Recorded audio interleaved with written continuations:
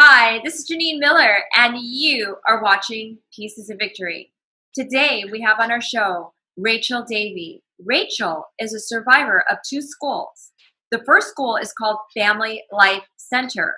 The second school is called Provo Canyon School, located today in Utah.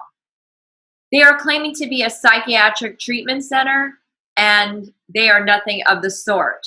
They have allegations of child endangerment, child neglect. They are throwing kids into isolation. Some are even forced to strip. Rachael is bravely here to tell her story of what really goes on in residential programs. Please welcome to the show, Rachael Davey. Hi, Rachael. How are you doing today? I'm doing pretty good. Yeah, I'm glad to be on your show right here. Well, your little interview with me. It's really nice to meet another survivor, especially one that wrote a book. It's really, really awesome. Which I do have to say, I have your book. I ordered it on Amazon. Awesome. Yeah, and I'm going to be reading it. I'm actually going on a little mini much needed vacation tomorrow. I'm leaving for Washington to go visit one of my really good girlfriends, and I will be reading it while I'm on my way over. So Nice. Tell me, let's start from the beginning of when you went to Provo Canyon. I understand that there was another school that you were locked in prior to it. Let's talk about the school prior. Were you kidnapped to the school? What was your family life like beforehand? Do you want to tell me a little bit of your background and what led up to your parents sending you away? Absolutely. Okay, so obviously, I was born in 1989 to a military dad. He was in the Navy, and my mom was a nurse. And my dad was stationed in the Philippines at the time. So I was born in Subic Bay, Philippines, on the naval base. Yeah, and we came back to the States, and my dad got stationed in San Diego when I was a little over 1 year old. And then my parents went through a divorce like 7 to 8 months later. My parents were fully divorced by the time I was 2 years old. And they split up. My dad stayed in the Chula Vista area near the base, and my mom moved to Coronado. And they kind of did a split custody thing with me. And then my mom realized when she got a job in the North County, San Diego area of Escondido, the commute was just way too much. So we ended up moving over to Escondido, and I started going to elementary school in Escondido. And they had the custody agreement that I would stay with my mom during the week, and then during the weekend, I would stay with my dad, and my mom would pick me back up halfway point on Sunday, and that's how their agreement worked. Well, I remember, this is the beginning of the everything before I even got sent. I mean, I was even broken before I even got sent into treatment, sadly. I was severely bullied at school by kids. My mom had an alcohol issue, and so did my father.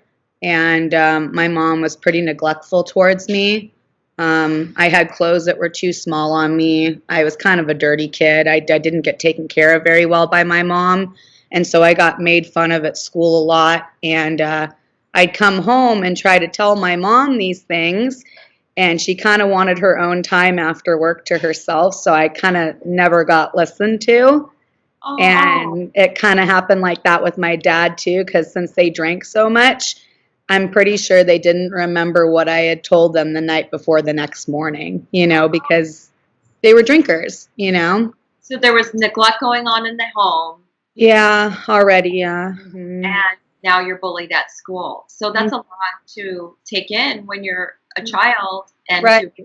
Yeah. And my mom was a single mom for, 8 years. When she divorced my dad when I was 2, I mean, she didn't get with another person. I mean, she dated, but she didn't get with another person until I was 10. And that is my stepdad still to this day. They've been together for many, many years, But my dad got remarried when I was 4 years old to my stepmom.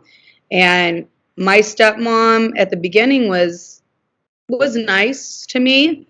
And I don't know what flipped and switched in her brain, but there were times where my dad, even though it was his weekend, he had me on the weekends, even though some Saturdays he had to work at the base, and he'd leave me with my stepmom. And that's when I was getting physically and verbally abused by her as well. So because dad wasn't in the scene, and so she felt like she had that power to do whatever she wanted? I'm not sure what goes on in her brain, but she's been pretty not a very nice person and pretty evil over the years. I mean, I got called the worst names imaginable. I mean, dragged down the hall by my hair, slammed into walls and stuff. And if I ever tried to say anything, it was like no one believed me, you know? So how old were you when she was physically abusive? She started abusing me when I was like, I'd have to say like 6 years old. Was the first time she ever actually hit me. But verbally abusive was before that. I mean, she would say that I was worthless and I didn't deserve to be on this earth and that I was pretty much a piece of dirt. Yeah. And of course, you didn't tell your mom, your biological mom. No, I did try to tell my mom. I did. But I think the issue with me is I was such a little kid that, you know, during the day I'm at school, I can't really talk to my parents. And so in the evening, after my mom's already had a couple glasses of wine, I tell her and try to open up, and then she doesn't even remember that I even told her these things, you know, sadly. Yeah. These are the repercussions for having an alcohol problem. Yeah, it is. Luckily, I will say, and I do want to say this, me and my mom have made amends. My mom has been sober since 2015. She's been sober for 5 years. She's made amends with me, apologized, and let me know, you know, I'm so sorry that I was a neglectful parent and that I wasn't there for you like I should have been, but I'm there for you now. And that means the world to me because that was really hard. And my dad got sober when I was 13, so years and years even before my mom got sober because he realized I'm going down a really, really bad path. You know, I mean, I told my dad the last time I saw him when I was 13, I've seen him since then now, but before I went into treatment, the last time I saw him, I told him, I'm not seeing you again until you get clean and sober. And guess what? A couple months later, my dad dumped those bottles out and got clean and sober and hasn't taken a drink since. Yeah. And what year is this? It was 18 years ago that my dad got sober. Yeah. Since I'm 31 years old. He cleaned up before your mother did. Oh, yeah. Way before my mom did. Yeah. That's wonderful. So I believe that when someone owns up to what they did, apologizes, such as your mom did, and strives to actually change and it's a good thing. History.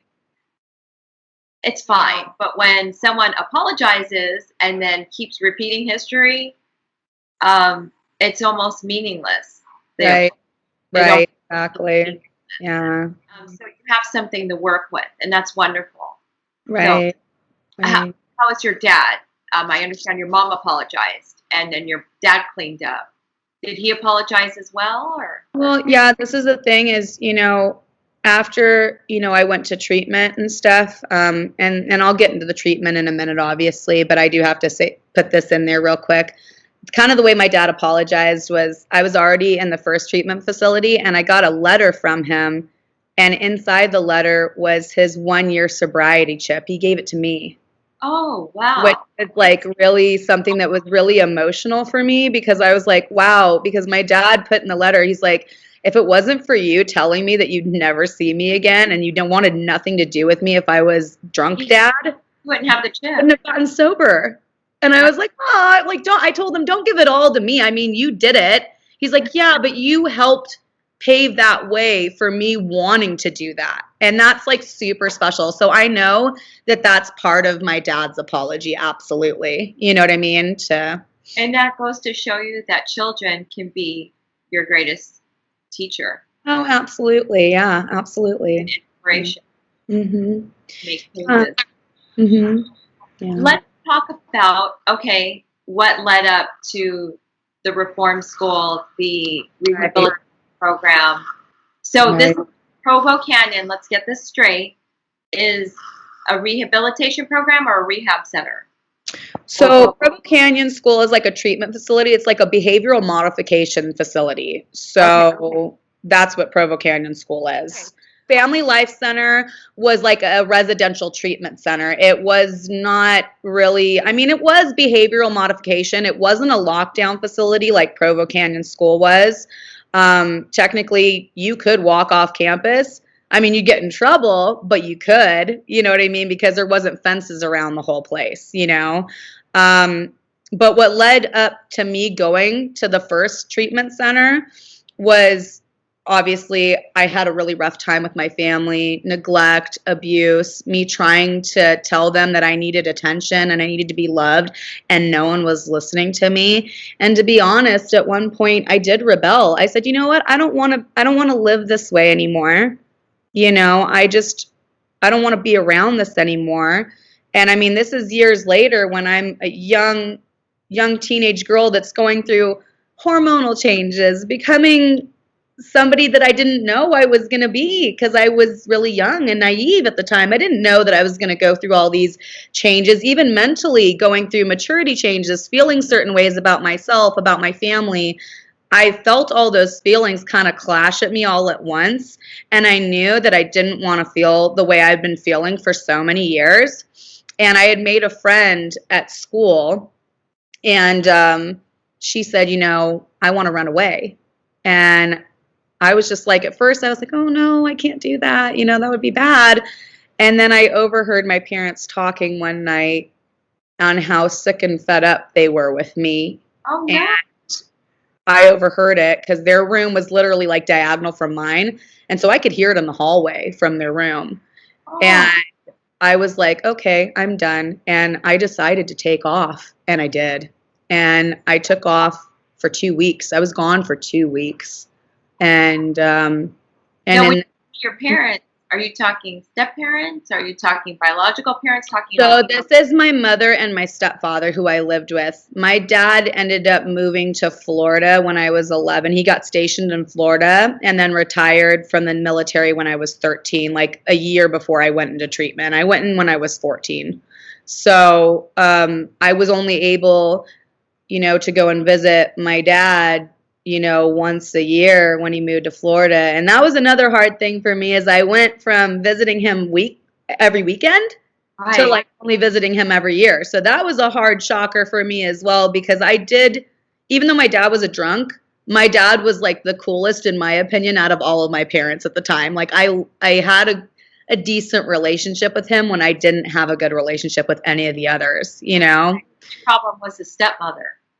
My stepmother, my mom and my stepdad were too. They were very selfish and they wanted to do their own thing, and it was about them and it was never about me or anybody else. It was what they wanted to do all the time, and they never really cared about how I felt about anything, you know. And so I kind of said, well, since you guys don't care, why should I be here anymore? That's just how I felt in my head at the time, that why should I be around people who don't care, you know? And so I took off for 2 weeks, and during that 2 weeks, sadly, I was raped, and yeah, which was really, really hard. And it took me very, very many years to realize that I wasn't to blame for that, and that I was a victim of sexual assault versus being, you know, the person that's the bad guy. You know what I mean?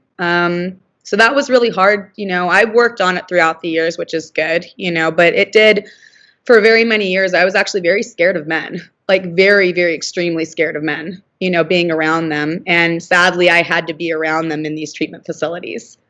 So that was another traumatic issue. So during the time, I don't even know if you want to dive into this or not, and that's up to you. I don't mind.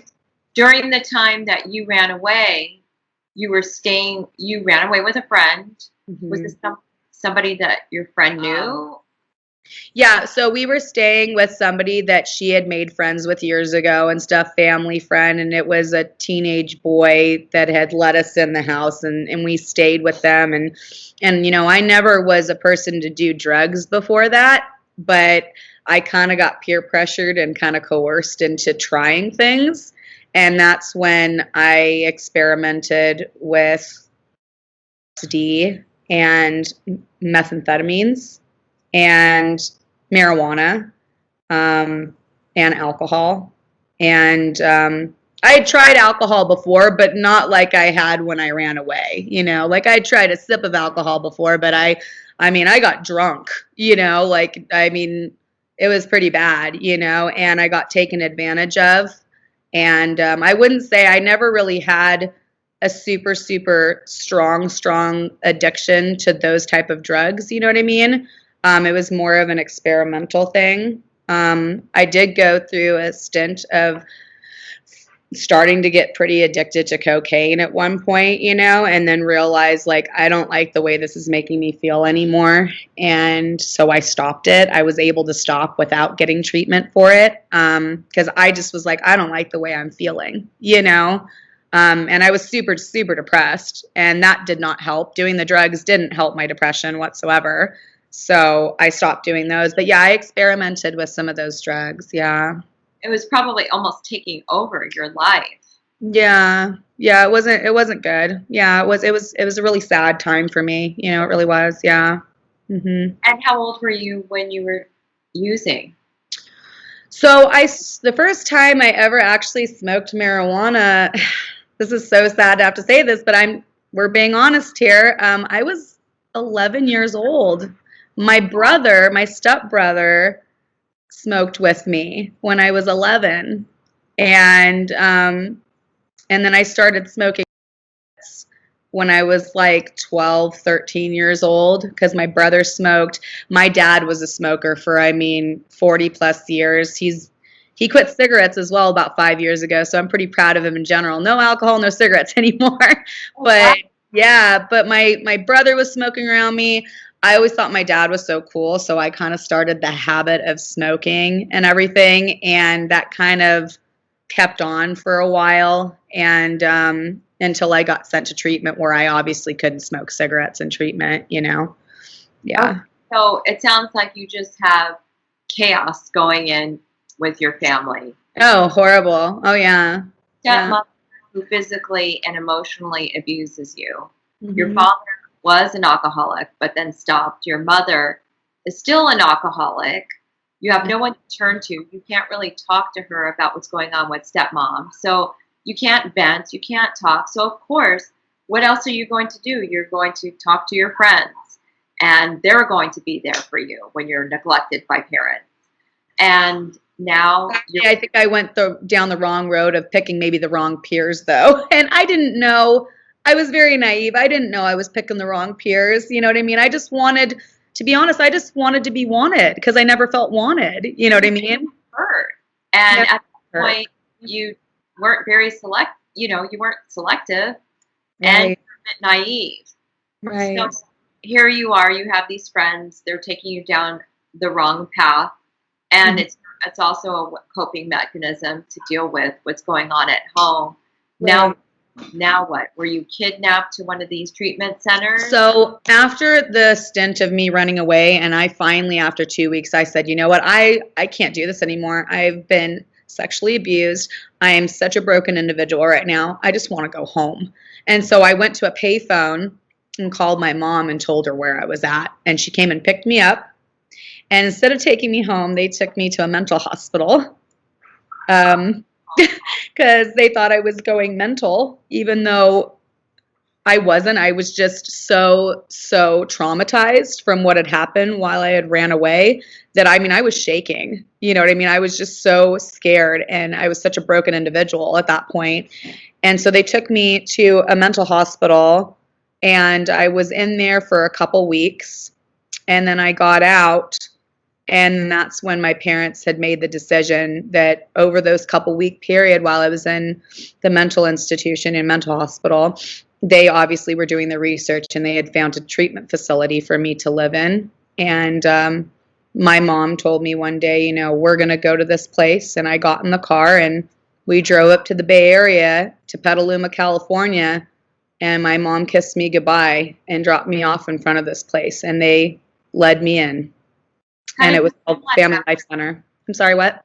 How did you feel at that point when just the dropping off? Did you feel abandoned? I was 100% abandoned. I already felt abandoned by my family. I already felt like no one cared already, and it was just another slap in the face of abandonment yet again.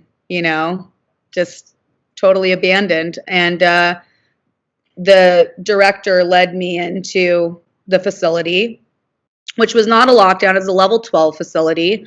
They actually had a very beautiful campus, to be honest. They had these little cottage houses that the girls lived in. They had a boys' campus called Kiev, and they had the girls' campus, Family Life Center, that was the Bodega campus. And we were obviously at the girls' campus. And they led me in, and when I got there, it was time for a thing called circle meeting. That was what they did. Family Life Center, they did circle meetings, and they did them quite a few times a week. And it was around 2, 3 o'clock in the afternoon when we would do circle meetings, and this was after our education time at school. And they would take us in this big room, and we would all literally come in a circle together and have our backs sitting up against the wall, sitting cross-legged, and they would call on people to talk about things. Well, since I was a new student there, it was my first day, it was my turn to talk to everyone about why I was sent there, everything. They wanted to know everything, and I'm over here like, I don't want to tell you guys things about me. I don't even know you guys. Right. And I remember the director getting mad at me and yelling at me for not wanting to talk about my trauma when I had only been there for maybe an hour. My parents dropped me off, and I was only there for about an hour, and I was already getting yelled at by a director saying, why aren't you talking about this? You need to take responsibility and talk about why you're here. I think if somebody is uncomfortable with group therapy, that they should be able to do individual therapy. Well, we did have that as well, but oh no, group therapy was a really huge thing at Family Life Center, and we did that, I think, 2 to 3 times a week. And these group therapy sessions involved directors calling on people to talk about things in front of, 30 plus girls and other staff members. So you have to talk about your trauma, your frustrations, your this, your that, even if you're uncomfortable. And even if you say no, that you don't want to talk about things, there was punishment for not talking about things. What? Remember getting punished for not wanting to talk about things. And the way that they punished wasn't like Provo Canyon. They did, they gave you, it was called taking responsibility. You'd have to take responsibility in front of everybody for something. And it would be for the stupidest things, like, if you didn't want to talk about stuff and they wanted you to, you had to take responsibility. And then they would give you a punishment. And normally the punishment was either writing down on paper, 500 times something like, I will not do this type of stuff again. Or it would be jumping jacks and push-ups. And they'd only give you a couple days to complete it. And it would be like 100 jumping jacks and 100 push-ups. And they give you like 2 days to complete it, which that's a lot of exercise in a 2-day period. Sounds like a normal therapeutic place to be. I have been to Kaiser Permanente Behavior Treatment Center, and it was nothing like that. I'm not going to get into the details of it because we continue the story, but I can make a phone call whenever I wanted. There's no repercussion if you talked or didn't talk. It just does not sound like a healthy environment, and to punish a child because they don't want to speak. If that's the case, do the one-on-one therapy. Work with the child and see what works for them. Not everything is cookie cut. Right. It sounds out of whack. They had a lot to why you had to take responsibility as well. Like, you couldn't go in and out of your room without saying check in or check out. If you did, you're in that circle meeting taking responsibility and getting punishment. If you forgot to turn off your light, you were taking responsibility and getting punishment. And it wasn't always just jumping jacks and push-ups. They had a huge garden at the facility, and we were their gardeners and their compost pile shovelers, which, don't get me wrong. I think gardening can be very therapeutic, but to use it as punishment is not therapeutic. You know what I mean? So I remember getting really, really dirty in that compost pile and shoveling compost on the weekends all day long over something so silly as me, forgetting to turn off a light or talking to a girl when we weren't supposed to talk. They had silent time, which we can go into as well, which I know you've probably interviewed people who have talked about silent time. They definitely had that. We weren't allowed to talk during meals. There was one meal that we were allowed to talk to, of the other students. All the other meals we weren't allowed to talk. And if we accidentally did talk, we'd have to go and take So responsibility. they're pushing communication in group therapy, and yet you can't have a normal conversation during dinner. No. Sounds very controlling, and this doesn't sound like. Was this state regulated? Was there a license, or was it unlicensed? You know. I have no clue on that one. I haven't done my research. Actually, to be honest, anytime I look up Family Life Center, I can't really find a lot of stuff because they closed back down in 2014. They were opened in 1984. I know that, and they were closed in 2014. I will say they never did restrain us there, which was a good thing. But they still had other things that I feel like they were more psychologically abusive than anything, because I remember in the circle meetings, you know, us girls even having to yell at each other. They would do a thing where us girls stand like face to face and yell at each other how mad we were and tell each other while we're screaming and yelling at each other why we were mad about things or why we were sad. That was their way of therapy in a group like setting, was us screaming at each other. Or they would bring a pillow in with a bat and we'd have to beat the pillow in front of all the other girls, which can be kind of humiliating, and scream at the pillow and yell at the pillow and beat it with the bat and tell that pillow why we were mad or sad or whatever. It was just, I feel like it was torture in a way. It wasn't about how angry you were at your parents or anything like that. No. So could you actually show anger towards your parents in this therapy? Because those are the ones that you were actually mad at, not another student at this facility. No, you know, if you tried, I noticed there were times where, you know, when they would call on me for certain group therapy sessions, whatever they wanted, there were days where it would be us girls yelling at each other. There were days where the director would, you know, pick a pillow for us to beat into. It just depended on what she chose at the time. And I remember sometimes I'd say, you know, I'm mad at my mom, you know, or I'm mad at this or I'm mad at that. And they'd be like, well, how about you focus on what you're really mad about? And I'm over here like, that is what I am mad about. What is this? This sounds what I am mad about. You know, it was very frustrating to deal with that. Yeah. Tap on your parents and throwing it onto another girl at the school or a pillow. Yep, that's exactly what it was. Not addressing the truth. The Right. truth is you were angry at your parents, not Right. the people, not another student. Right. You're teaching other girls to get angry at other girls within the facility. That, absolutely, yeah. Right. It was like a psychological, like, mind F. You know what I mean? Obviously, I don't want to cuss on, you know, but it really was. It was like, let's teach these girls to be psychologically messed up in their heads, to think that it's okay to yell their feelings at people. It's like, I don't know why they did that, but that's exactly how our group therapies were. And we did have one-on-one. We were all assigned. There was a couple counselors at the school that we were all assigned to. My counselor, I remember her name. Her name was Natalie. She actually wasn't too bad. She was very monotone. She seemed like she didn't care very much, but she never said anything that was super, from what I remember, anything that was super abusive or psychologically damaging to me. But when it came to those circle meetings, when it came to the director who would scream and yell at us, that was not fun to deal with whatsoever, you know?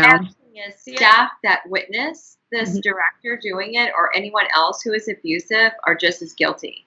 Absolutely. Another adult abusing a child, you're Right. supposed to report it. It's your duty. And Right. if you don't, then there are repercussions for you. Right. So, And I got in trouble a lot at this first place. I had to take responsibility a lot, and a lot of it had to do with I was getting over-medicated. I was falling asleep in class because I was on Klonopin, which is a very heavy-duty anxiety medication, and I think I was on too heavy of a dosage, and I couldn't stay awake. I mean, I was literally falling asleep at the desk, drooling on the desk, and I'd have to go and take responsibility for falling asleep during class, and I would get punished for it, and it wasn't even my fault on why I was falling asleep. You know, I was a zombie. giving out medication to children, Mm-hmm. it's not regulated properly. It just doesn't sound right at all. And the way they are doing things, it sounds like something that's supposed to be professional. Right. that it's not even, just a makeshift reform school. This is supposed to be a psychiatric residential program to help children. Right. And Right. it's like they are licensed. It actually sounds like they are licensed. How could they give out medication Mm-hmm. like that? Okay, so were there psychiatrists? Yeah, there was. I mean, to be honest, I don't know. I remember you telling me when we talked before, you were saying at your places that a lot of people weren't licensed and they were doing these things. I couldn't tell you if they were licensed or not because I never went into offices to really meet with them. It wasn't like they had their plaque on the wall with their degree on it and their certification. It was like, this was our psychiatrist, and they gave us stuff. Life center. That was Petaluma, California. It's about an hour north of San Francisco. North of San Francisco. Hour north, yeah. Mm-hmm. All right, I'm going to do some research on it because if they are supposedly on the up and up, giving out medication, psychiatrists on board, it sounds like something that's official. And they are not official, and they probably have a license.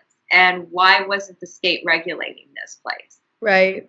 There has to be something on them, something in the newspaper. I'm going to do some research on it. Yeah, it also was a wilderness-based program as well.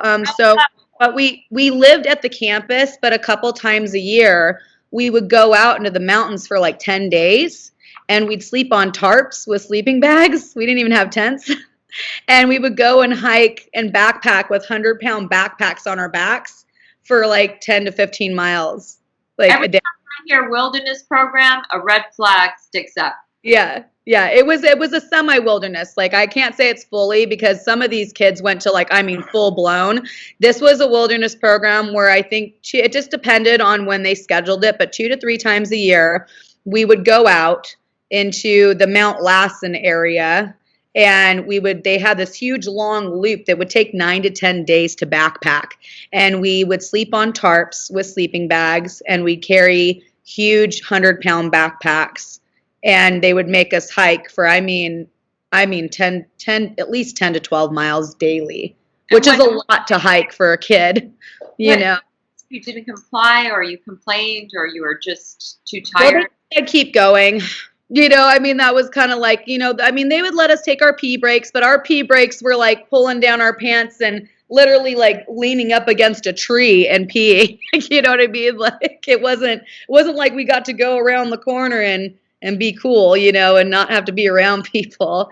So it wasn't, I wouldn't say, they weren't physically abusive. It's not like they drug us, around on the ground everywhere if we didn't listen or anything, but still, to go out for, 10 days in the wilderness with just a couple staff members and have to hike that much daily, it's exhausting.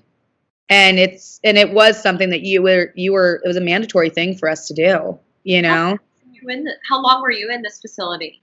I went to Family Life Center in July of 2004.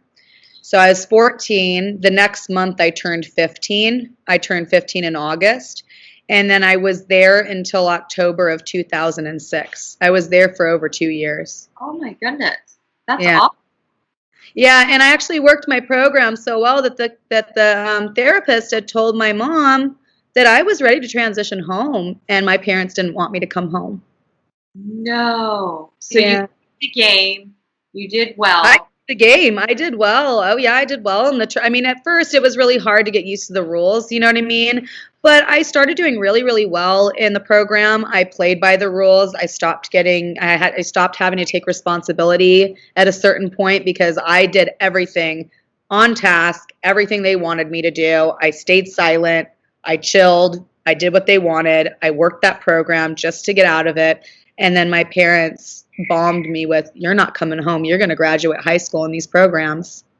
No. Yeah, and so I went on a home visit.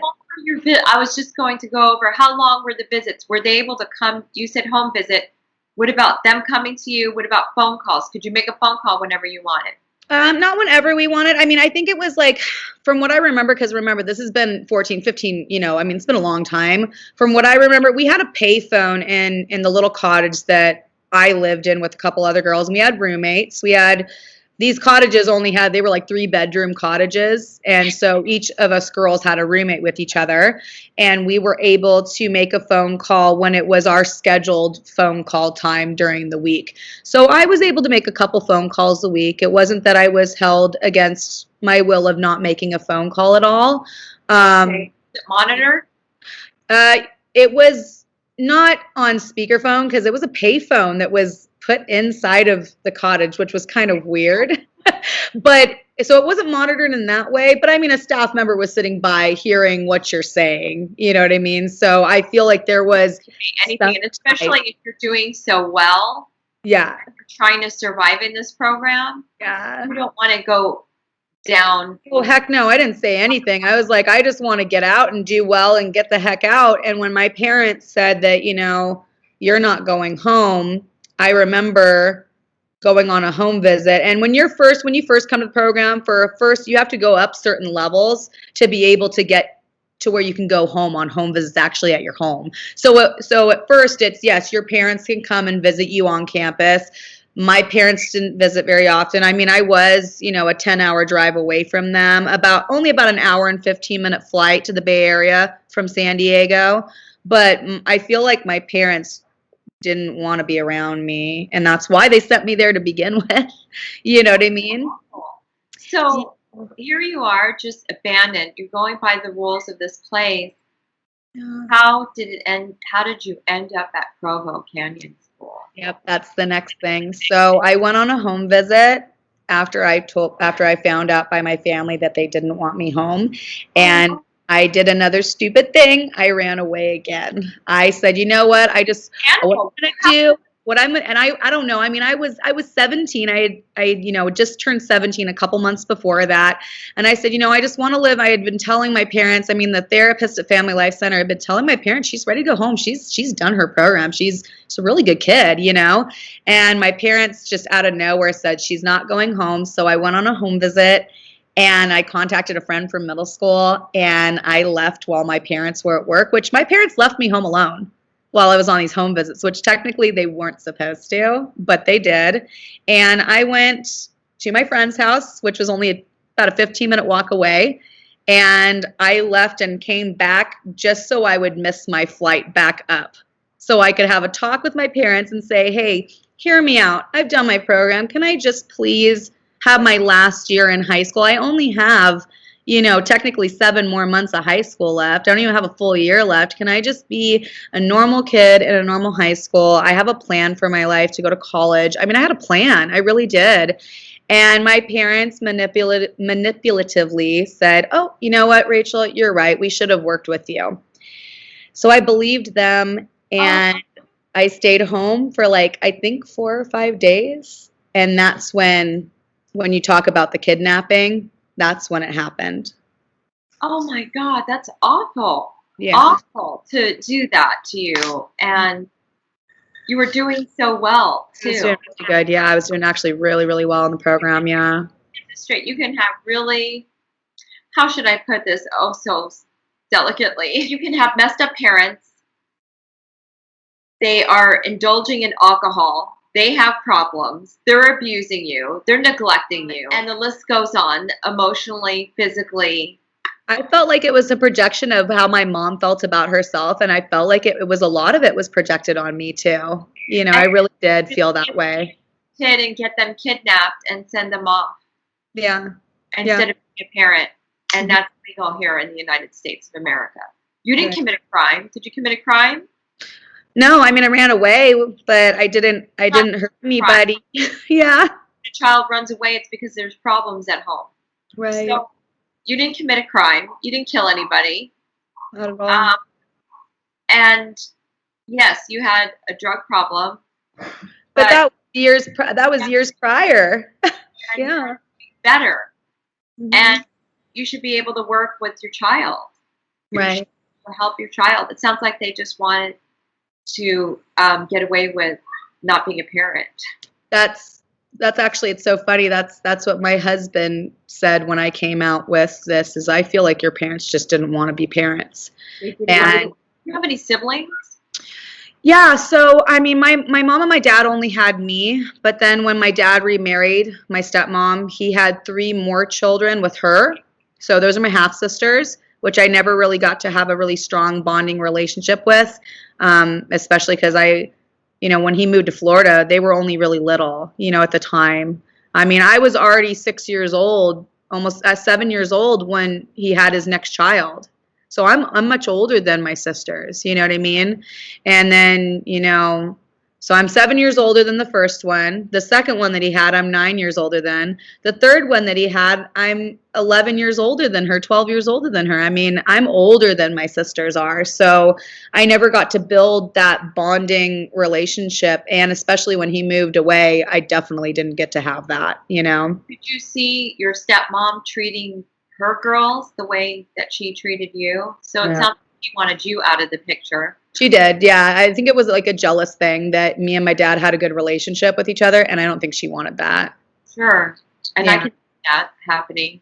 Mm-hmm. So sad. It's so sad when parents don't want to be parents and Right. they drop their kids off at these places. I do also have 2 stepbrothers as well. When my mom remarried years later, it was me with her, obviously. That's my biological mom. And when she married my stepdad, I ended up getting a brother who's 2 years older than me, and then a brother that's 8 years older than me. Oh, wow. And so how old were you at this point when she married the stepdad? She got with my stepdad when I was 10 years old, and then she married him when I was 13, and then I was sent away like about a year later. Sounds like she wanted you out of the picture of that. And I hate to say this. I think he wanted me out of the picture even more. We're going to go back to the kidnapping. Here you Right. are. You're thinking everything's great. My parents, they're accepting. My parents are agreeing. We're trying. They see how I am. They see that I've overcome a drug addiction. They're proud of me. 5 days later, you get kidnapped in the middle of the night. What happened? Yeah, it was like I had an alarm clock in my room, and to be honest, everyone has a preference of sleeping the way they like to sleep. I've always had a preference. I mean, obviously in treatment I couldn't do this, but at home my preference is to sleep in my birthday suit because it feels more comfortable for me. So I have 2 bulky big women come into my room in the middle of the night. I have a sheet over me and nothing on underneath. Oh no. I had no clue they were coming. Exactly. And so I'm like, oh my gosh, you're walking into my room and this is not okay. And I get woken up and I look at the alarm clock and it was around 2 something in the morning. It was 2 something in the morning. I know it was a little after 2. And I said, who are you? And they looked at me, and I remember my mom walking through the door, acting like she was going to cry, but there was no tears welling up in her eyes. She kissed me on my forehead and just walked out, and I had no clue what was about to happen. I'm just like, I don't know who these people are. All This you is knew scary. she was on it because she just kissed you. Because And if you were literally kidnapped, walked out, and these 2 bulky women are blocking my door. child. What's that? And these 2 bulky women are blocking my door, where my mom comes in through them, kisses me, leaves, and then they block my door. And I'm like, what just happened? I'm so confused. For one thing, I'm not awake yet. It's 2 something in the morning. I got woken up out of nowhere. For another thing, who are you 2 women? I don't even know you. And then they told me that they were going to transport me. And I said, to where? And they wouldn't tell me where. They said, you need to come with us. And they told me that we could do this the easy way, or we could do this the hard way. And the easy way is you go and pack up a little tiny duffel bag of your clothing and your belongings, what you want to bring with you that's appropriate to go on a plane flight. And then instantly it clicked in my head, okay, I'm going somewhere out of state or somewhere, I didn't know where. And then they said, or if you don't want to do that, then you will go into handcuffs and we'll do it for you. And of course I picked the easy way out because I didn't want to go in handcuffs. I really didn't. God. Yeah. It truly baffles me because you're not the first story that I've heard where the kidnapping a 13-year-old girl that she was 13 at the time. They handcuffed her. Mm-hmm. She was in handcuffs at the airport and nobody did anything about it. Yeah. They didn't handcuff me because I was very compliant, I guess. Escorted. Security from the airport was in on it and escorted her on the plane.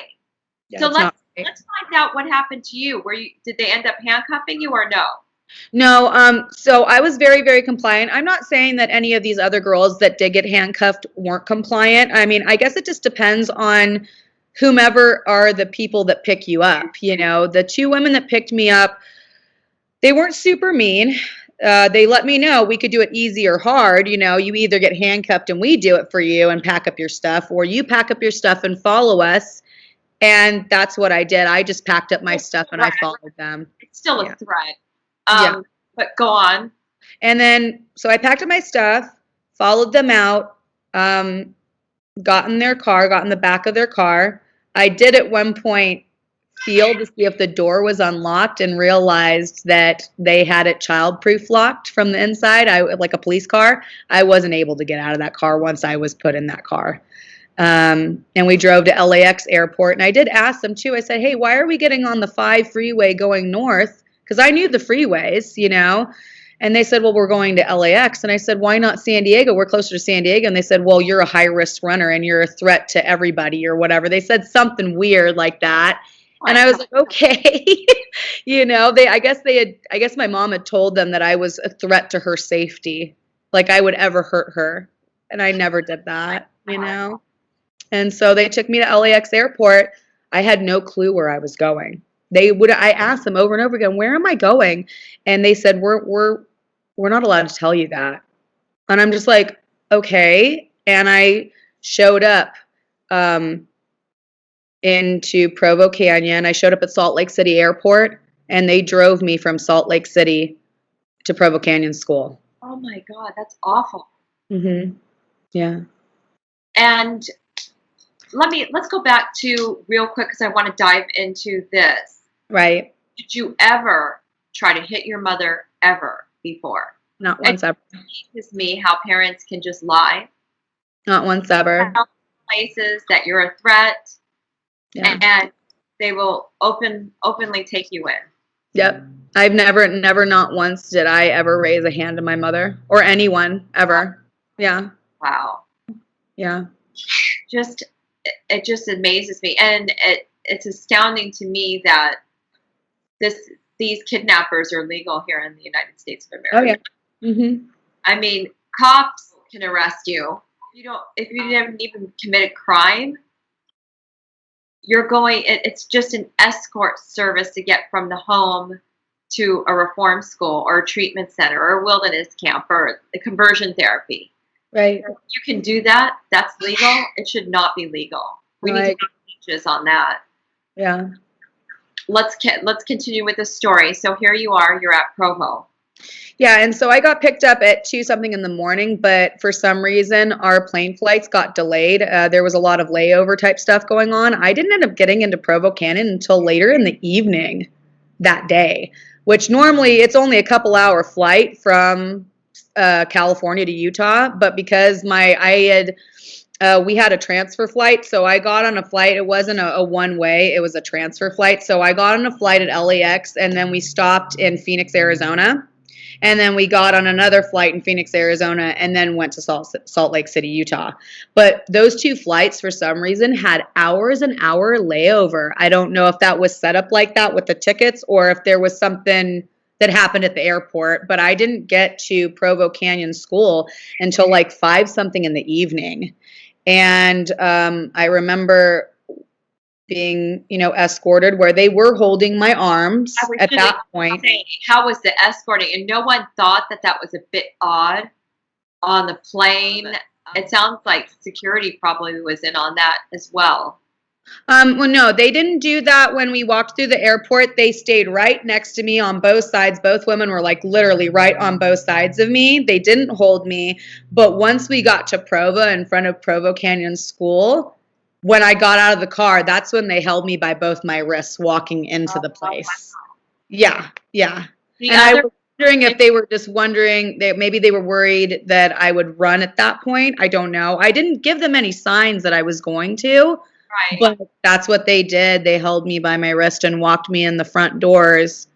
And I'll never forget walking through those double doors that are locked once you walk through. Oh. I'll never forget that. Yeah. That's awful. Very hard. Very, very hard. Yeah. I can only imagine. I mean, because I was locked in a reform school, and once I was inside the gate and they closed, Yeah, it was it was horrifying. hard. It was very hard. Once I walked in there, we walked back to a station where they had went through my belongings. And remember how I said before that my dad had given me that letter with his 1 year sobriety token? They took that away from me. Oh no, That was something that, sorry, that's all right. that was whew, that was something that kind of actually held me through. Being trying to be positive through so much pain and negativity that was in my life, is that I knew that somebody actually really did care. My dad did care about me, and sadly, my dad was never able to get full custody of me. But at the same time, it's not like I would have wanted to live with my stepmom because she was abusive too. So whatever house I was in, it wasn't going to be a good situation. You know what I mean? Period for It was me. like going from the frying pan into the flame. Right. And so anyway, they took that away. And then my grandma, who, sadly she's passed away now, but at the time she was alive, and she was such a sweet, sweet person in my life.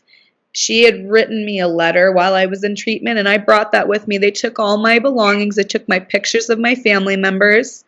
They took my duffel bag of clothes. They had me walk inside of a room to search me to make sure I didn't bring anything with me, which is really ridiculous because you're on a plane flight. Of course, it's not like you can bring anything through the airport, paraphernalia or anything. But they come and bring us in this room, searching us and seeing if we brought anything in.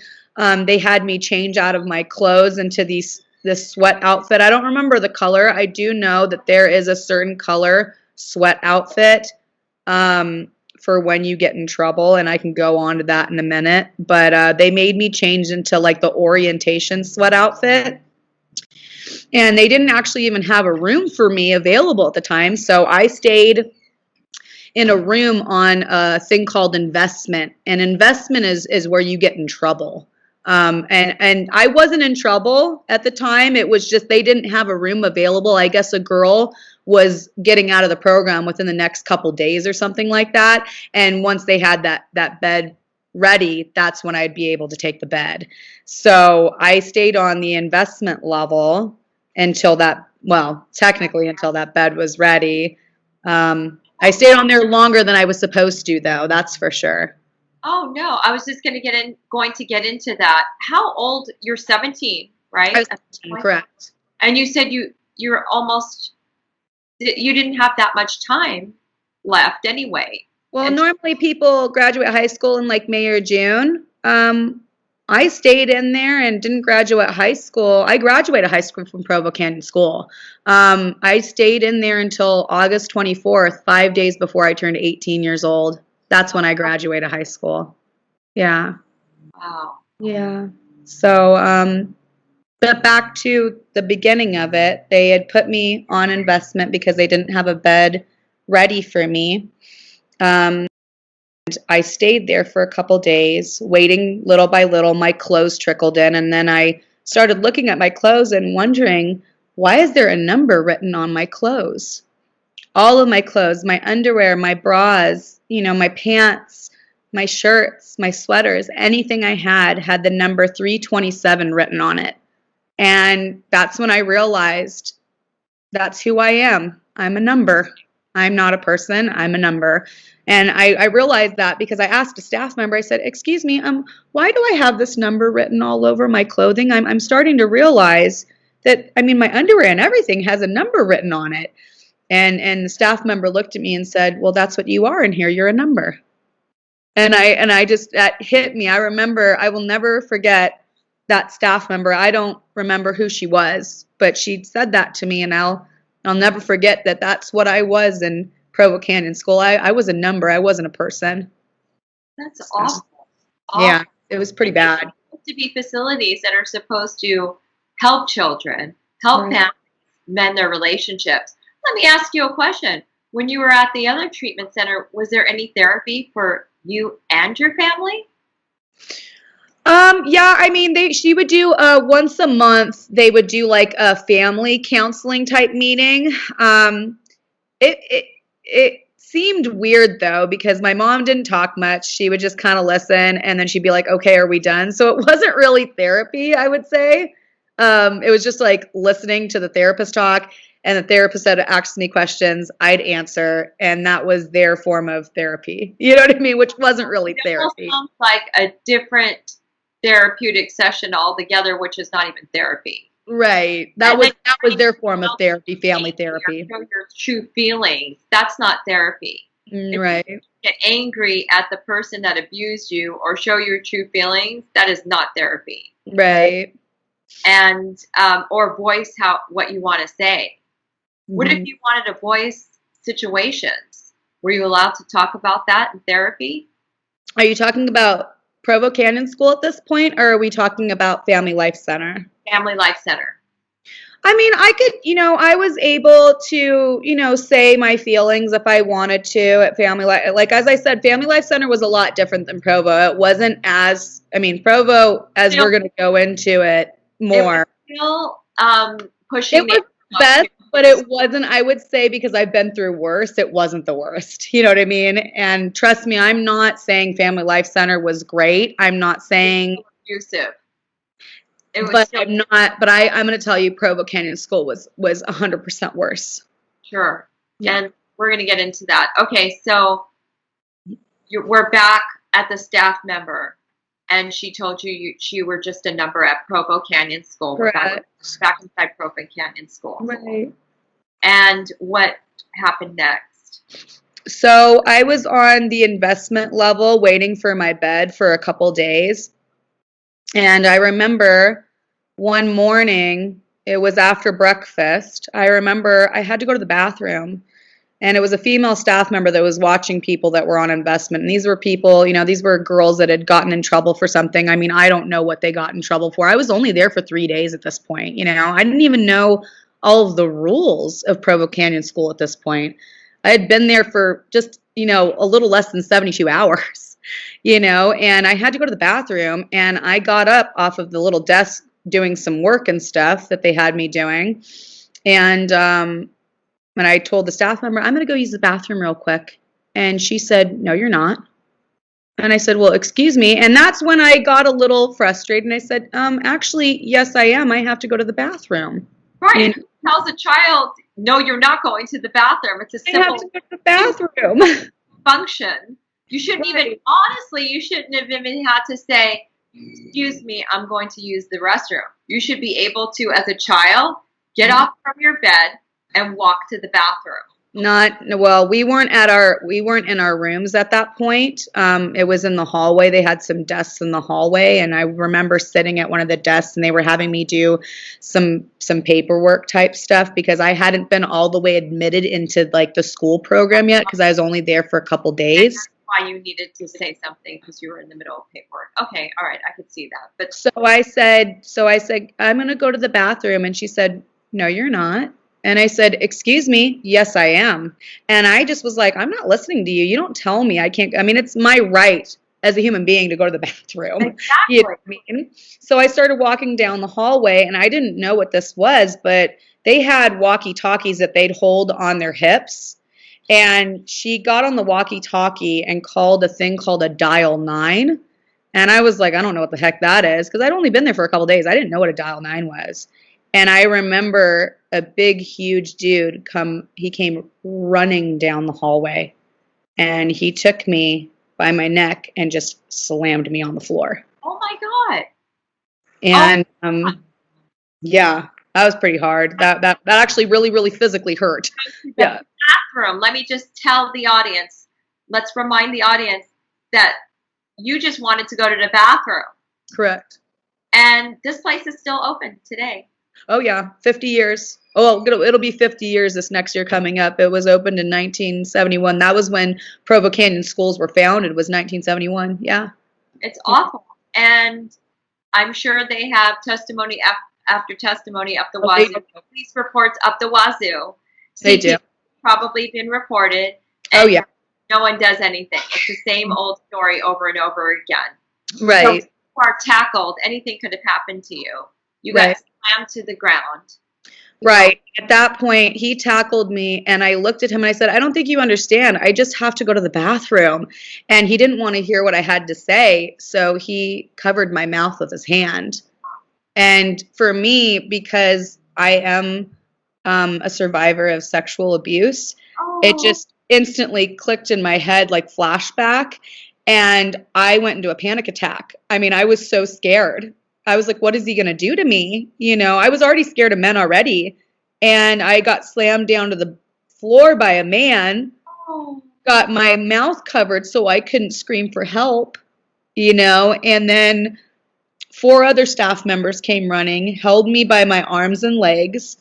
And then I saw, because he had my head to the side, and the way he slammed me was I could actually look down the hallway. It wasn't like I wasn't looking at a wall. I could look down the hallway. My head was on the floor to the side like this. And I saw a staff member coming up with an injection, like a shot in their hands. Oh my God. No gloves on, no nothing. And she pulled down my pants in front of everyone and injected Haldol into my butt cheek. Oh my God. Which is a sedative, a very, very heavy duty sedative. And I didn't know, and I'm pretty sure, I mean, they didn't know either, but I'm allergic to Haldol. So I went into a seizure. Oh my God. And they threw me inside of the isolation room, which is a concrete room that has a drain in the middle of it. No toilet, no sink, no nothing. Oh my God. They closed the door on me. And all I remember is waking up and I had urinated on myself because, for one thing, I had a seizure, which that is pretty common with people that have seizures, which I don't actually have seizures. That's the first and ever time I've ever had a seizure in my life, and the last ever time was injected with that drug. It did something to my body, and it made me, seize up. And when you have a seizure, you could be foaming at the mouth. You could have. I don't know. I don't remember that, to be honest. I can't say I remember. You can also have brain damage too if you don't get treated in time. So here they are. I mean, I'm assuming it just from experience from a friend of mine. His daughter had a seizure. She was foaming at the mouth and wasn't taken to the hospital until hours later. Well, she has permanent brain damage because of it. I was never taken to the hospital. That's what I'm saying. So they weren't even watching you. You're being neglected, and they're giving you medication that's unnecessary. It was totally unnecessary. I just needed to go to the bathroom. You know what I mean? Necessary as a punishment, and all the side effects that go with it. So to me, what's the difference between that and arsenic? Right. I mean, you don't even know if this child is allergic to it. You don't know the background. You're just doing this as a form of punishment. And that was the issue with me is I didn't know. I had never gotten administered this medication before. They didn't know. They didn't know my history of any allergies. I mean, I'd been there for a couple days. And they just gave me this and threw me in the isolation room. And all I remember is waking up and I had urinated on myself. And so I already felt ashamed that happened. And I had knocked on the door saying, excuse me, I need to change my clothes. I don't feel good. No one came. Come and get me out of there. I remember getting released and it was already dark outside. So I don't really know how long I was really in there for, to be honest. Yeah. I was in there I was in there for the whole day. I hadn't eaten. I hadn't drank any water. I was asking too. I was banging on the door saying, I'm so thirsty. Like, I'm hungry. I haven't, and no one came to, talk to me or give me anything. And then they finally decided to let me out later on. Now, at that point, you weren't naked in isolation because you wet your pants, correct? Right. I mean, I was in clothing, but, but I was in urinated clothing. Yeah. And that's awful. And I'm asking you this because they've had Paris stripped down and she was inside isolation. And that's why I'm asking. I don't think they had me stripped down because I went into a seizure. So they would have had to have stripped me down. I think they threw me in there because all I remember is getting the injection in my butt. And then within minutes, I remember feeling like a tense feeling in my body. And then I remember isolation. I don't remember how I got into that place. Right. Because I guess I was seizing when they put me in there. That's the other thing. They're giving you medication as a punishment and injecting you with toxins, because as far as I'm concerned, that's a toxin, and no one is checking to see what your medical background is. Right. Who knows what they are doing to you when you are out? Right. Have you thought about that? I'm sorry. Yeah, I don't know. I thought about that. I often wonder what they were doing to those children when they were out. Yeah, I definitely, when I got out of there, I definitely was like, all I want to do is never remember this place again. I just wanted to block it so badly from my memory because it was so traumatizing being in there. I mean, super traumatizing. Even to this day, I mean, I'm a 31-year-old woman and I'm emotional right now talking about it because, I mean, I can envision it in my head while I talk to you. You're going through Provo Canyon in your head right now. Oh, absolutely. It's absolutely devastating. Yeah. And it's awful. And that's not even the tip of the iceberg with everything either, not just the isolation rooms. I mean, there's so much more with Provo. And we're going into that in just a moment. I'm going to have to cut this off, but before I do, I want to tell the audience that I did some research on this place, and it is state licensed, which is even more horrifying because most of the places that when I interview survivors, they are unlicensed facilities. This is actually monitored by the state, and the state is not doing a thing about it. And it's still open today. And there's numerous reports. There are numerous testimonies. And, of course, Paris Hilton is speaking out about it, and yet the place is still open. So you survived the first time in isolation. They drugged you up with, in my books, they might as well have just given you arsenic. Right. You had a seizure. Anything could have happened to you. You could have had serious brain damage. They didn't treat you medically for the seizure.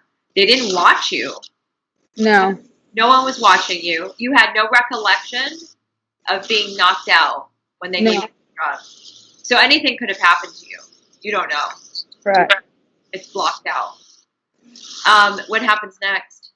So when they finally let me out of isolation, I do remember feeling very, very hazy and kind of, dazed because I mean, I was drugged and because I had had a seizure as well. So I wasn't feeling myself in general. I was starving. I hadn't eaten all day long since breakfast. I hadn't drank any water whatsoever. They gave me nothing while I was in there.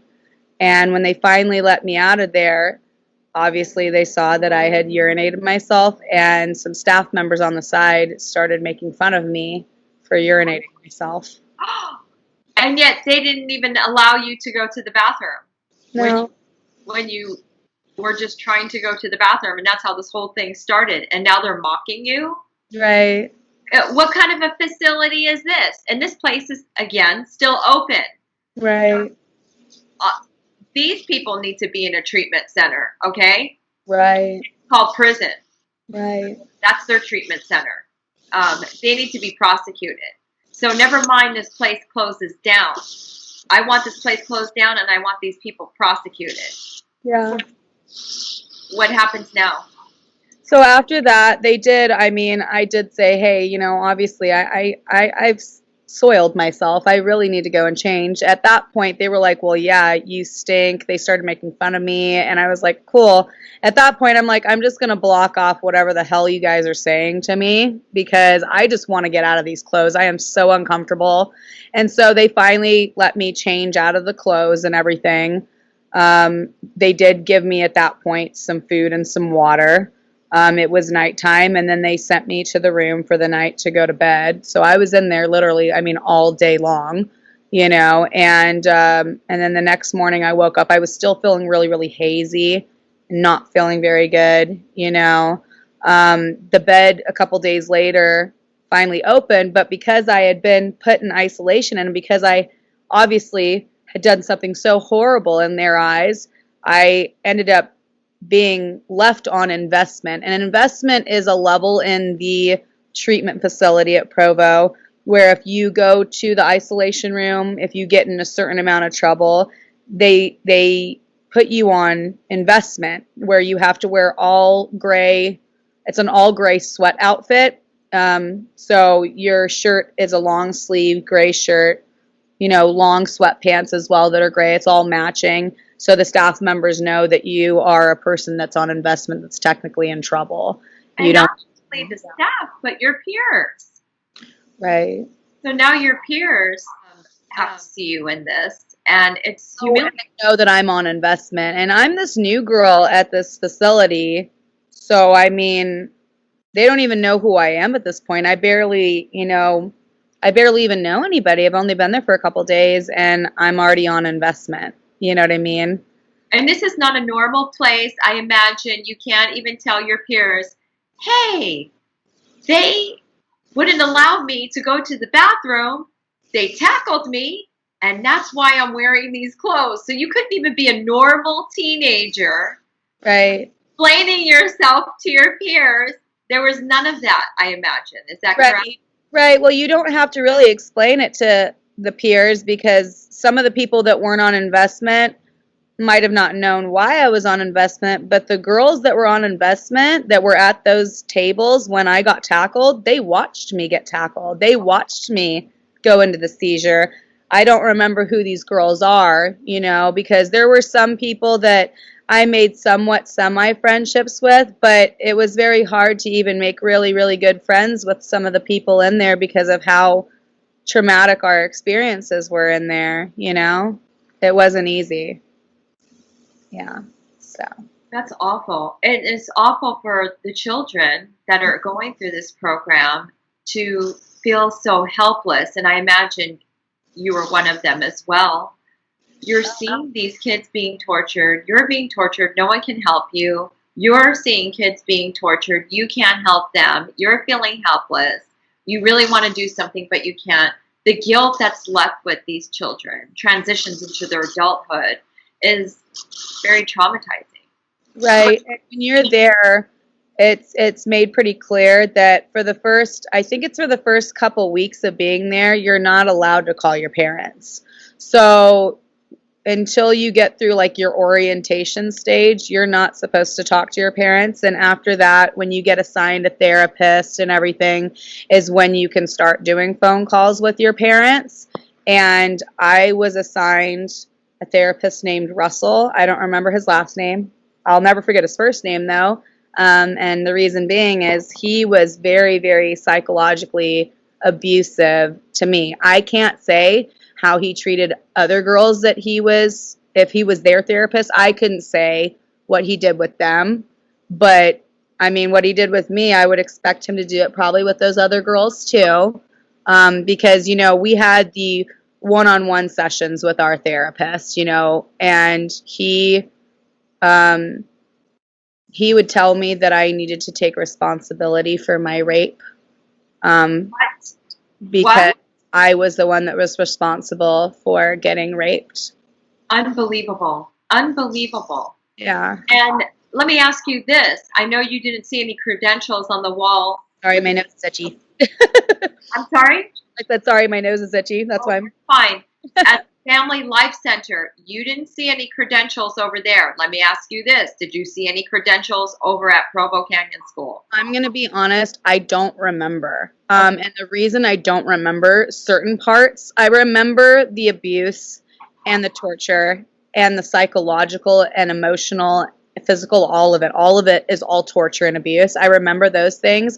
There's some things that have been drowned out, and I think it's because I was severely over-medicated, even worse at Provo Canyon School than I even was at Family Life Center. That's scary. They had me on 5 different medications at Provo Canyon School. Wow.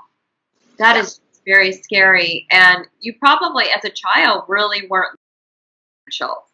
You know, as a child, you're probably thinking, Oh, they must be. And this is what For it's. therapists, you have to be licensed. You have to go to college and get a degree to become a therapist. I knew that, but I wasn't thinking about, like you're saying, I was a kid. Even though I was technically almost an adult, we weren't taught really any life skills in these places of what to look for. Oh yeah, the psychiatrist that was there. I remember I don't know how many psychiatrists there. I remember I met with one man the whole time I was at Provo Canyon School. I don't remember his name. I do know that I met with him, and he had me on Seroquel. He had me on Trazodone. Seroquel in itself makes you tired. Trazodone is a sleeping medication. So you're giving me double sleeping medication, for one thing, which I did not need. I was on Klonopin, I was on that as well at a Family Life Center. And I tried to tell the psychiatrist at Provo Canyon, I can't be taking Klonopin. It makes my mind totally fog-brained. I mean, I'm not a normal person on Klonopin. He didn't give a crap. He said, it shows here that you have generalized anxiety disorder. And this is what we treat generalized anxiety disorder with, is Klonopin. So I had to take Klonopin. I was also on lithium, which is a heavy-duty antidepressant. And he had me on like 150 milligrams, which is like a really high dosage for lithium. Yeah. He really wanted you in that fog-like state. I feel like that, a lot of people talk about the over medication as a sign of discipline. I don't think for me it was a sign of discipline. It was more of a sign of control. You have control. It was control, and I'm really believing in my heart that they did that for a reason. They wanted control. Mm-hmm. Well, I think they wanted something else too from the kids, and I think that's what was going on. It's just a feeling I have. It's just speculation, but I don't know. It's just something. Why would they do something like that? Obviously, I would no clue. Anyway, by blaming you for rape, that it was your fault, and they're over medicating. They're already breaking legal rules here. Mm-hmm. Who's to say that they aren't sexually abusing the kids while they're in the zombie state? See, I never personally dealt with actual sexual abuse at Provo Canyon School, but I have heard many accounts and stories of girls that have. What about the times when you were blocked out, when you had no recollection? Obviously, I wouldn't be able to tell you that because I still to this day, when I had that seizure, all I know is that I woke up in the isolation room and I had wet myself. That was all I remember, Right. So sad. Clue what happened at that point. It's sad. Were there surveillance cameras all around this place? I don't think so. I'm not sure. I mean, I don't remember seeing cameras. You don't remember seeing cameras? Okay. No. Just curious. Yeah, I don't remember seeing cameras. I do know that, they were really, really bad when it came to, when girls needed medical treatment. They were horrible when it came to that. They would act like we were lying. I actually went to school with a girl there, and I won't say her name, for certain purposes, but she almost died at Provo Canyon School. Yeah. So medical neglect. Oh, yeah. I mean, I would get UTIs, over simple things where, they would make us hold in our pee for one thing, which can give you a UTI, and, they, for some reason, for my body personally, when I get my, menstruation and my period and stuff afterwards, I was prone to getting UTIs easily. And I don't know if it was my period that did that to me. I have no clue. But I remember telling staff, when I go to the bathroom, it really burns. And I think I have something going on. And they would be like, oh, you're fine. And I would wait weeks before I was like hurled over in pain saying, I am hurting and I have blood in my urine at this point. I need to see a doctor. And then they would have their physician on campus see us, where I remember, since I am a victim of sexual abuse, I didn't want to be touched down there. I was very, very scared and very traumatized with being touched down there. And if I had to be touched down there for medical purposes, I wanted a female.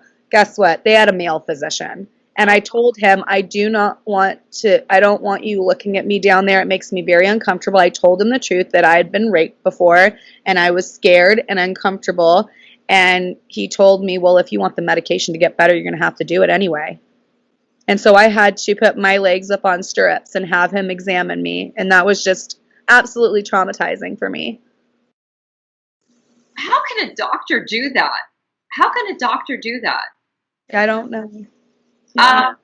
It's just so unethical as a doctor to do something like that. He should have called a female doctor, or maybe got a female assistant in the room, somebody as a witness, or somebody in the room. Were you alone with him?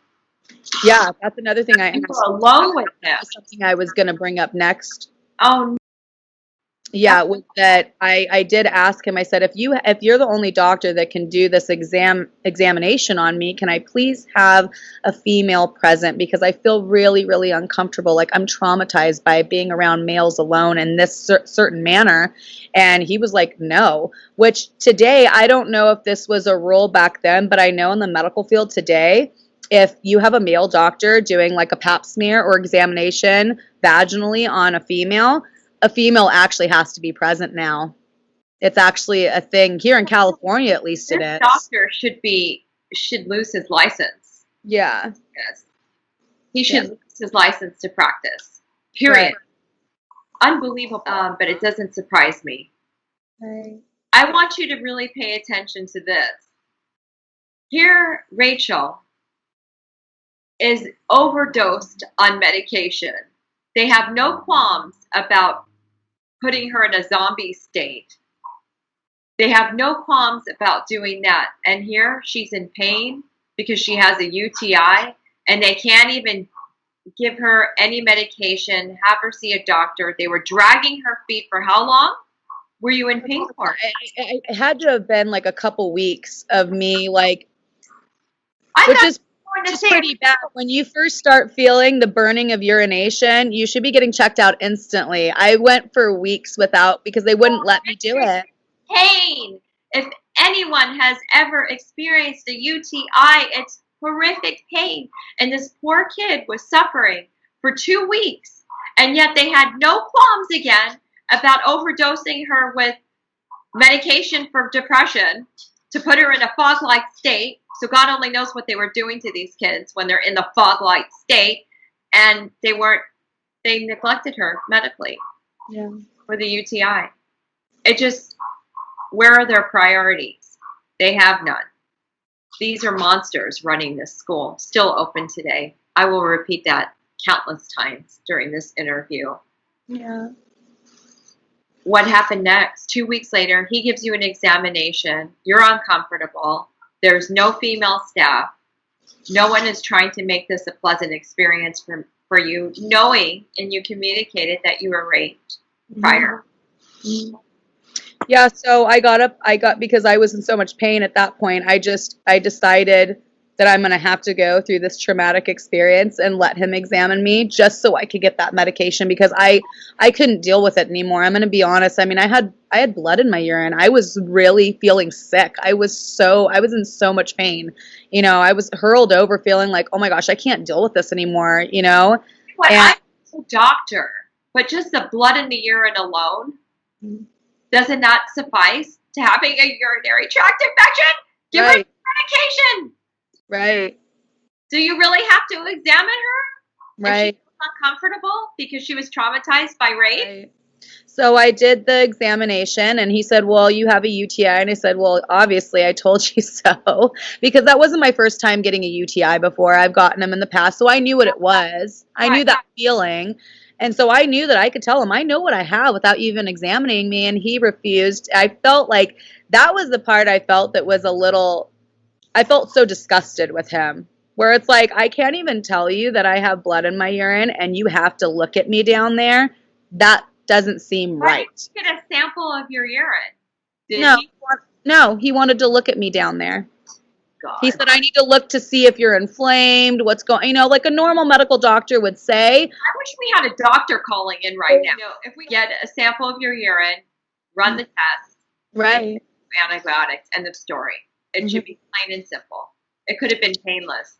Right. You know, they have no problems, again, shooting you up with antidepressants.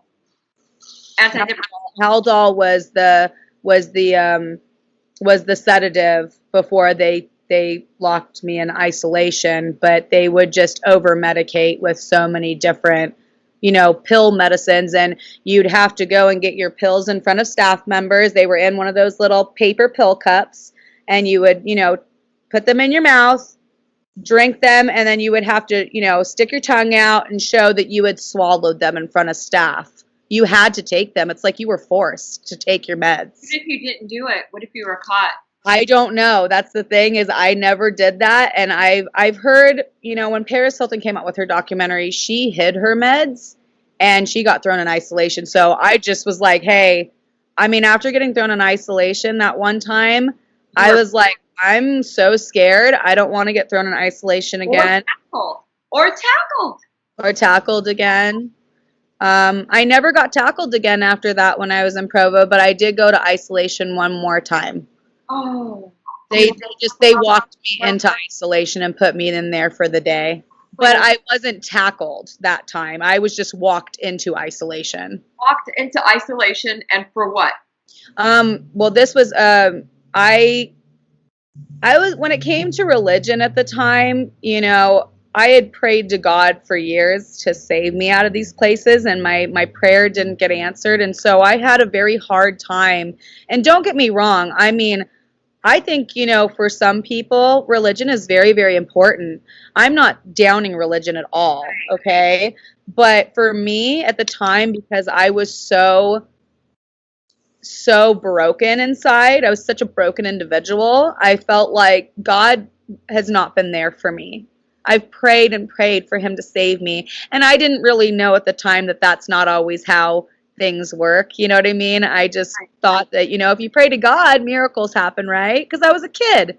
And so when God didn't save me, I kind of lost the faith, for a while, that it wasn't a real thing and he wasn't going to be there for me. And I remember they had church services at Provo Canyon School. It was a 2-story building, the girls' campus, and I was on the upper floor, and on the bottom floor was the cafeteria area, and there was an area downstairs that had some rooms that they did church services and Mormon church services on Sundays, and you could volunteer to want to go in and do them or not. And I was like, I need to maybe try to see if I can find my faith in God again. And so I would go to these so-called, Mormon church services. And I remember asking questions about, well, why did Joseph Smith do this? And and this doesn't sound right. And, I was skeptical. I was a skeptic. And that was not okay in their eyes. And I remember after one church service, the staff members came and said, walk with us. We got to talk about something. And we didn't go and talk. They walked me into isolation because I had asked questions on the Mormon faith. Wow. Just for asking a question. So I was skeptical on faith, and they were not happy with me. And so they put me in isolation over that. This sounds like a cult, and it's not against LDS at all whatsoever. Not. No. It's just people that are taking the flag on that and then putting their twist on it. Right. Justifying they're just hiding behind LDS and they're abusing children. So would you say that this place is they're using the flag of LDS because you said they offered that at there? Absolutely. To be honest, a big portion of the staff members who were, I have to say, were definitely not trained to work with children that have psychological issues, mental issues, emotional issues, have been through traumatic experiences, abuses, rape, so on and so forth. It doesn't matter what the children were in there for. None of these staff members, in my opinion, from what I remember, and from what a ton of these girls can attest and remember, they were not trained to work with girls like us or work with people in this type of industry, period. These were college kids that were going to BYU, Brigham Young University and stuff that didn't have credentials to work in a facility like this. And they were just hired and this was their paycheck. And so, and to be honest, a big portion of the staff members in there were Mormons. They were part of the LDS church, which is, there's nothing wrong with that. But I feel like, you're putting down your own faith by doing what you're doing to us children. You're making yourself look pretty bad. You know what I mean? Another cult hiding behind the name LDS, and they're using children. That's the way they get people in to trust. And it's unfortunate because it ruins the reputation of, something that is good. Right. Yeah. And when I walked into isolation after being a skeptic, anyone who's LDS should be furious at this, and I'm sure that they are when they watch this. Oh, absolutely. And I remember walking into isolation after I had been kind of a skeptic and asking questions and stuff, which normally you would think, religious-based people would be totally willing to answer the questions and not have a problem with that, because if you want somebody to believe in what you believe in, it's important to explain that this is how it works, right? And this is the thing is missionaries come to my house, and that's their way of doing things. You ask questions, you can ask anything you want. Absolutely. And it's not like this at all. It is not like this at all. That's why I said those things. Right. It's complete opposite. These people are a cult. It's completely separate than LDS. Right. And when I got walked into isolation, I remember getting told by one staff member is, why are you asking questions on our religion? And I was like, well, I'm a little skeptical. I don't know if I believe in it all the way or not. And she's like, it's okay. If you don't believe in what we believe in, you're going to go to hell. And then she shut me in the isolation room.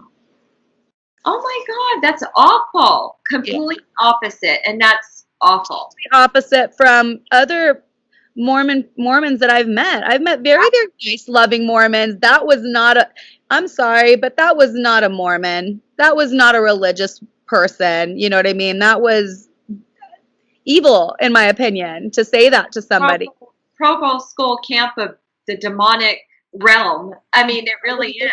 It's a realm. It's definitely not of Christ, for sure. No, absolutely.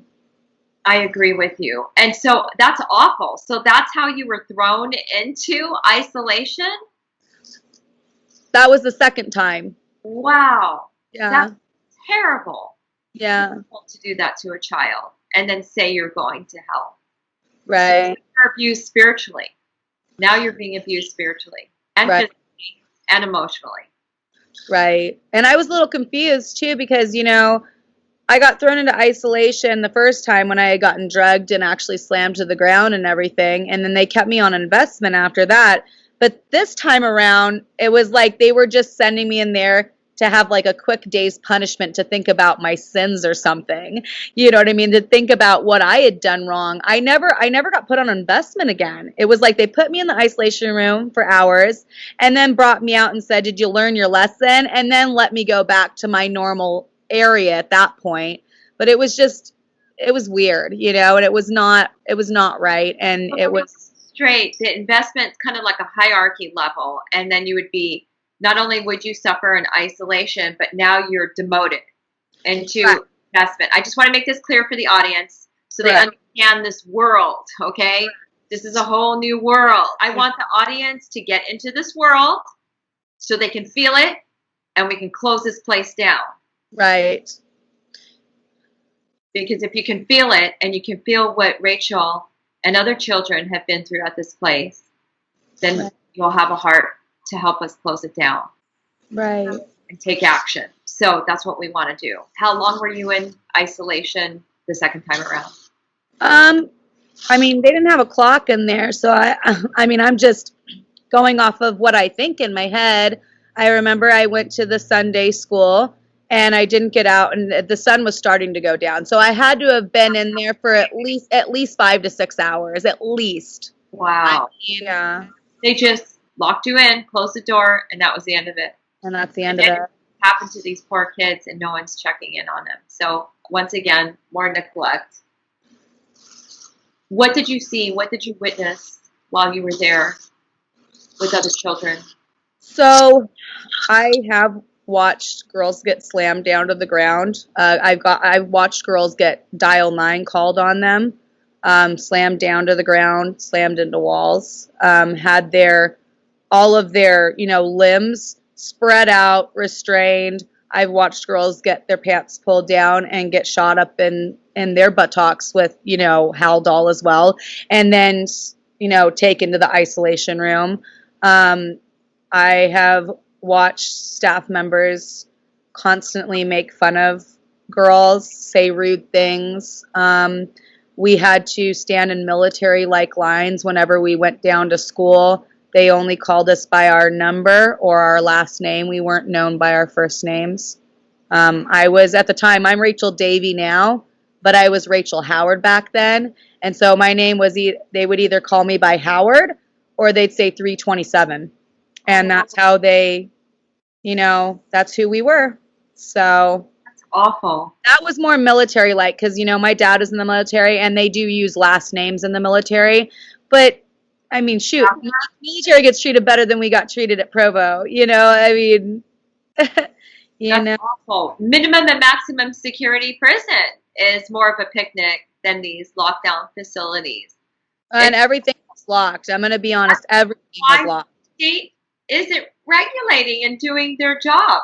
Hello, this place is licensed. I looked it up. Mm-hmm. You don't want to regulate this place?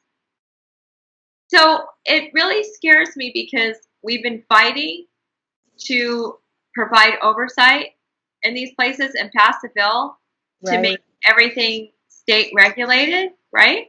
Mm-hmm. Now I don't know what to think now because even when you are state regulated, Provo Canyon School is still existing and nobody's being prosecuted. Yeah. So what is it? I don't want to say let's not get these places licensed. What I'm saying is not only do we have to fight for these places to get licensed and regulated by the state, but now we need to get after the state to do their job because nobody's doing their job. Absolutely. Okay, because obviously there's numerous reports on this school. No one's doing anything about it. This is a cult. We're allowed to have cults in the United States of America that could abuse our children. That's okay, because that's what you're saying. That's what you're saying, America, when you keep this place open like this and you don't care. 5 decades, really? The Hefzibah House, located in Indiana, was open for 5 decades. There's been numerous reports. Anderson Cooper had a story on it. Dr. Phil, and the reason why it closed is after Dr. Phil. And were these people prosecuted? Heavens no. They were not prosecuted. They're getting away with it. They can go work at another school. They can rebrand themselves. You can't just take away their school. And honestly, their school wasn't taken away at Hefzibah House. They weren't forced to close down. They closed down because of the bad reputation that they got from Dr. Phil. Right. But they're still getting away with child abuse, to say some even murder. There are lots of cases on murder, and they're getting away with that. Absolutely. Like you were saying, there's so many. I mean, there's hundreds and thousands of facilities all over, the United States that, they'll close down one and then they'll open another one, same owners, but with just a different name and get away with it time and time again. It's really sad. These people to just rebrand themselves. We have to take action. Where is our justice system? Right. A justice system in the United States of America, because as far as I'm concerned, we don't have one. We don't. I want to go back into this school. What else did you witness? Did you witness anyone being force-fed? Did you have to eat all of your food? Was it timed? Were you ever forced to eat your own vomit? Anything like that? Yeah, so when it comes to the force feeding and all of that, I never witnessed any of that. We didn't get forced to eat our own vomit. That wasn't something that was, a thing at Provo. We did have time slot to eat our food, though. I don't remember how much time they gave us, but it was a pretty quick meal. I mean, it wasn't like we could sit down and converse and enjoy each other's company. It was like, come on, hurry up, eat your food, let's get done. You know what I mean? And there were a lot of, I mean, there were other punishments too, other than just isolation. There was a thing called, you would get written up. It was called an IR. It's like an infraction. And it was like you got put in a detention room where you had to sit still on a chair and stare at a wall for as many, however many hours the staff member wanted you to stare at a wall. Or you'd have to read a book, whatever book they picked for you. And if you moved a certain way or, you know, did something that the staff member thought they didn't like or whatever, you could make a certain noise and they'd be like, okay, you just added extra time in this detention type state, you know, where you're just staring at walls for hours and hours on end. And we would get those type of punishments when it came to like cleaning our rooms. They were very, very strict about cleaning rooms. If there was one speck of dust, one little hair, anything, and it was technically your fault, you would get infractions where you'd have to sit for hours on end staring at walls or doing whatever the staff member wanted you to do. You talked about punishments, and punishments would be working without pay. So you could just make a minor infraction. It's not even anything that is criminal. It's not anything that's really breaking a normal rule. These are just ludicrous. And now they're having you work for free. So slavery, child slavery. Right. Did you have to be punished in order to work, or were they forcing kids to work without being punished? So it wasn't, I wouldn't say like it wasn't really work. It's more of like, let's just make sure you stay silent and stare at walls and have nothing to do with your life all day long, pretty much. It's like you have no communication.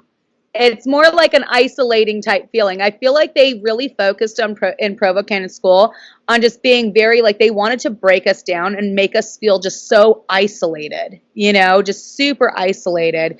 I mean, I'm sorry, but staring at walls for hours and hours on end, not being able to have communication with people, all of those type of things, it's a very lonely feeling. They wanted us to feel alone, you know, and we did. Did you have a hard time towards the aftermath of that, trying to fit into society? Did you feel that you didn't belong in the society and you just felt like an outcast all the time? Oh gosh, I mean, I even felt that way even before I went into these treatment centers, as I was saying earlier on in the interview on how I already felt so alone and abandoned. And then I get put in these places, get treated like this. And then when I finally graduate high school from Provo Canyon School, we didn't get taught vocational skills. We didn't get taught life skills. We didn't get taught things that are important to teach a child before they go out into the adult real world so they can understand how to actually live in a society. Going back into like, you know, when you get out of these programs, they don't teach you any of these vocational type skills or any of this type of stuff, you know, life skills to where, you know, which a child is supposed to be taught these type of skills to understand how to become an adult. And so when you get out of here, you're already feeling broken. You're a broken individual. You're already feeling isolated and alone. And then when you go back into normal society, you don't really know how to work with normal society. You have to kind of retrain yourself on how to do that. Would you say you suffered identity crisis as well? Absolutely. I have identity issues. Absolutely. And not when it comes to sexual orientation, but when it comes to who I am as a person, sure. I felt like I wasn't a human being. Exactly. And I felt the same way after surviving Victory Christian Academy. Yeah. How long do you think it took you to become adjusted back into society? Did you get help? Did you get any counseling? Or were you so turned off about therapy thinking that this is supposed to be what therapy is?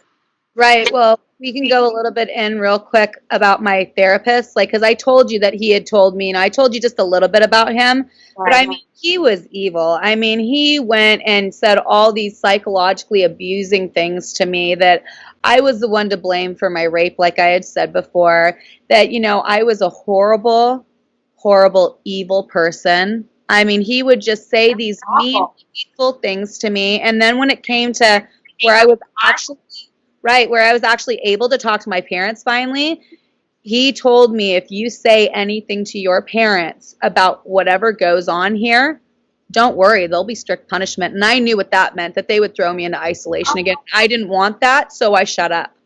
And I just didn't say anything to my family. How many visits were you allowed to have? Were you isolated from your parents for a certain amount of time? I never saw my parents while I was there. My dad came to visit me. I saw my dad. He lived in Florida. My dad came to visit me one time before I graduated high school, a couple months before I graduated. My mom never came to visit me there, not once. And let's remind the audience that you were there at 17. And what month? In October, I came there of 2006. And you were there until August, right? Of 2007. I was there for 10 months. And not one visit. Not one. Your dad towards the end. Towards the end. At graduation. Right. So what good was that? How is that fixing families? Yeah. And if you go to their website, I'm going to go ahead and incorporate their website into this. Fixing families, building self-esteem, healing, therapeutics, you name it. Social skill. Let's take a look at their website real quick.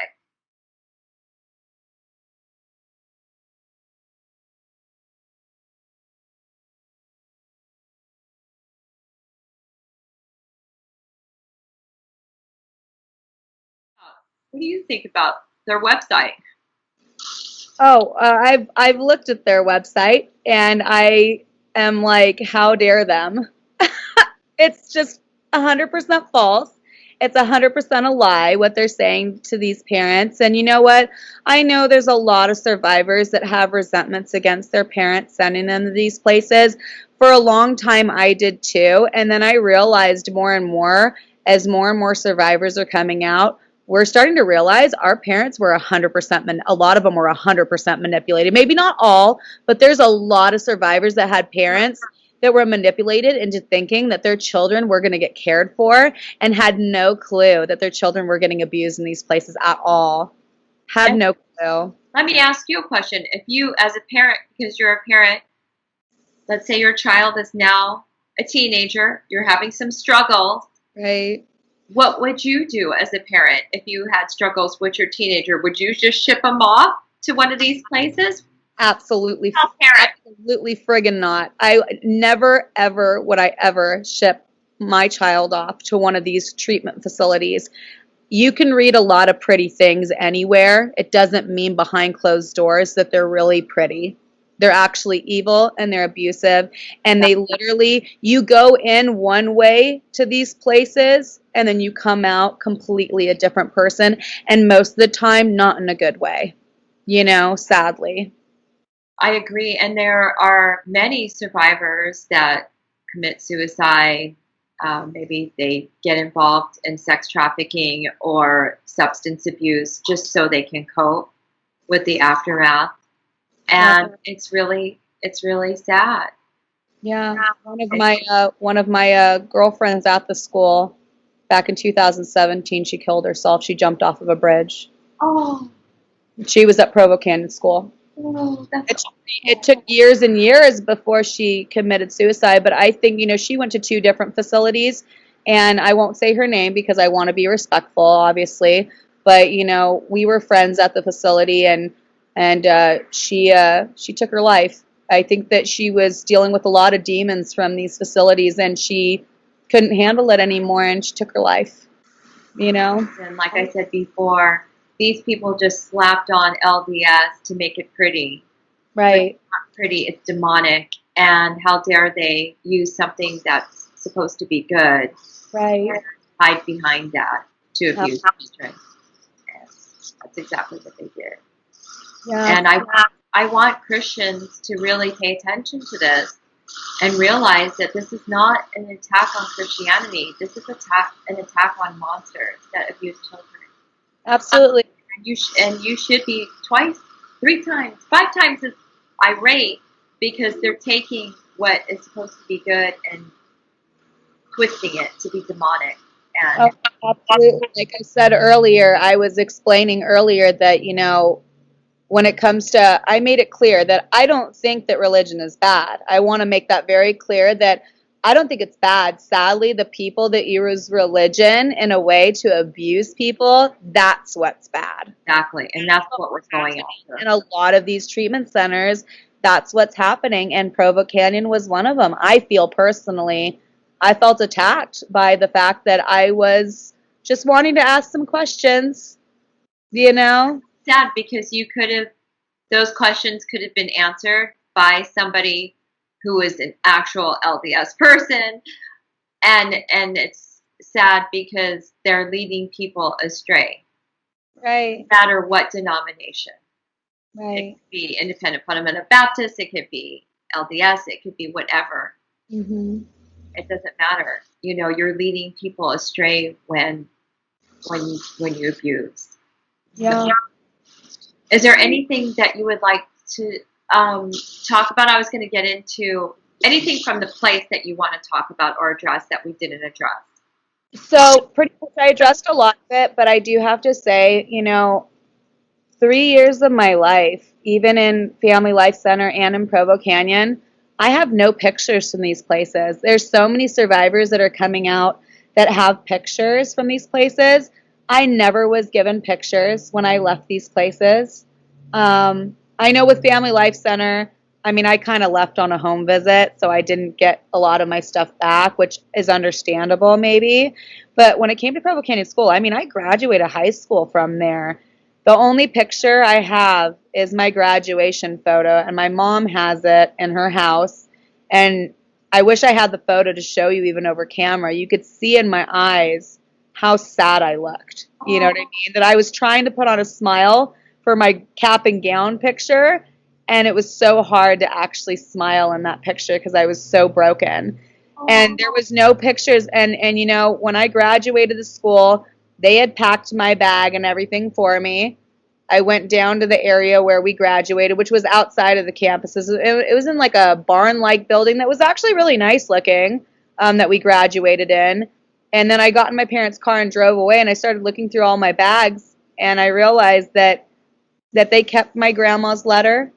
They kept my dad's letter with his 1-year sobriety token, never gave it back to me. Oh my God, that's awful. They kept pictures of people that were really important to me that had died in my life, that I can never get those pictures back. They're gone.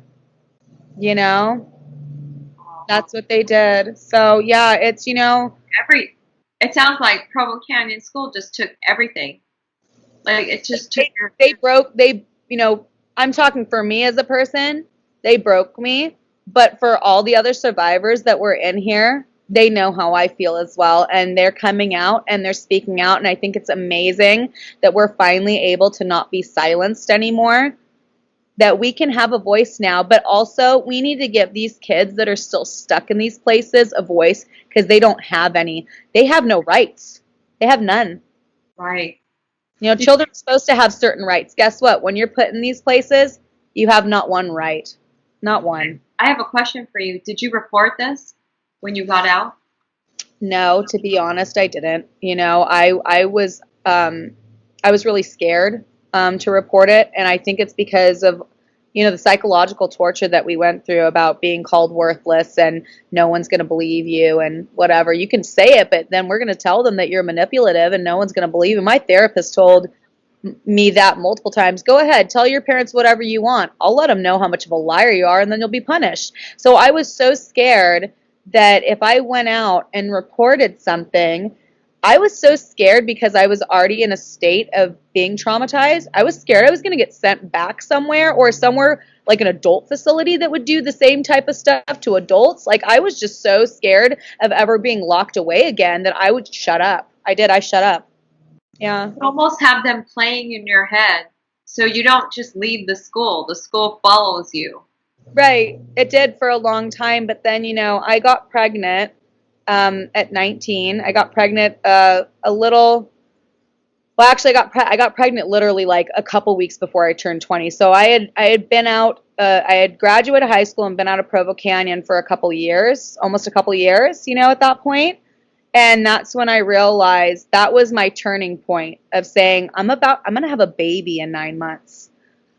I can't feel the way I'm feeling anymore. I can't bring a child into this world and have her or the child, well, it became a her, have my child, be raised in an environment where mommy is dealing with, like, I mean, emotional torture on the inside. I didn't want her being raised that way. So what I did was I masked my emotions.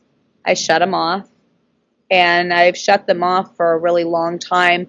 For the most part, there's times where my husband will say, you were happy earlier, you look sad. And I'll be like, I don't know, I'm just sad. I know why I'm sad, but I didn't want to tell him why I was sad. I've kept it in for a long time. And finally, when Paris came out and the other survivors came out and people weren't, I mean, trust me, there are comments where there's people that are trolling and saying mean, rude, nasty things and stuff, saying that, they don't believe us.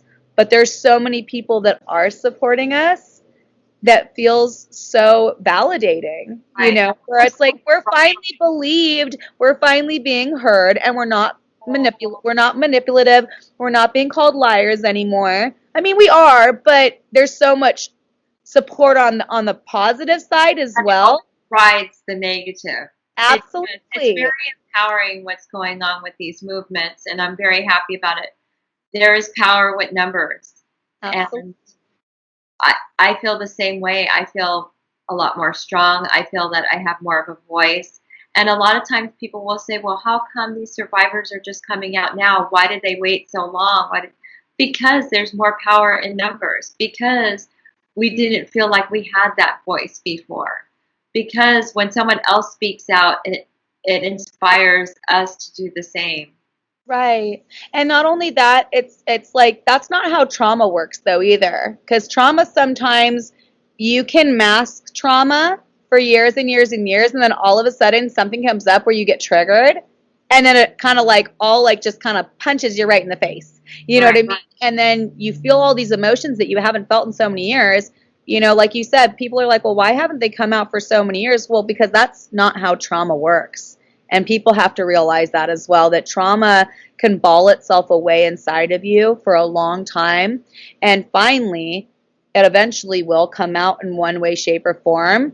And with all of the stories, coming out and us survivors coming out together, we're starting to realize, oh my gosh, we masked away all this stuff for so long. And now we're really feeling the emotions that we didn't think we were ever going to feel. I mean, I put those things away in my dresser drawer 14, 15 years ago, and now they're back. Technically, it never really goes away, but what we do is we mask it until you're either comfortable bringing it out or it comes out on its own. And that's what's been happening. I agree wholeheartedly with you on that, for sure. And then I want to bring up a lot of these places, and I'm using mine as an example, will tell the children, you can't speak to anybody from this place, otherwise you will go back to your old ways. Don't get a phone number, don't keep in contact with anyone. And really what they were doing was they were trying to shut us up so we wouldn't put our heads together and realize we were being abused. Right. We weren't allowed to have phone numbers from them either. I remember graduating high school, and staff members were watching in the graduation ceremony and letting us girls know that we weren't supposed to give each other's phone numbers, share addresses, information, or anything. Us girls finally came, a lot of us girls, because I am friends on Facebook with some of the girls I went to school with. That's how we came in contact with each other, is we didn't remember each other's names. We remembered each other's faces. You know what I mean? Because a lot of our names have changed over the years. Some of us have gotten married and had kids. Some of us, some girls, decide to use a different name on Facebook than what their, actual name is, for their own purpose or whatever they want to do, And so we remember each other by our faces. We'll never forget each other's faces. But sadly, a lot of us we didn't even know each other. We didn't even know our own.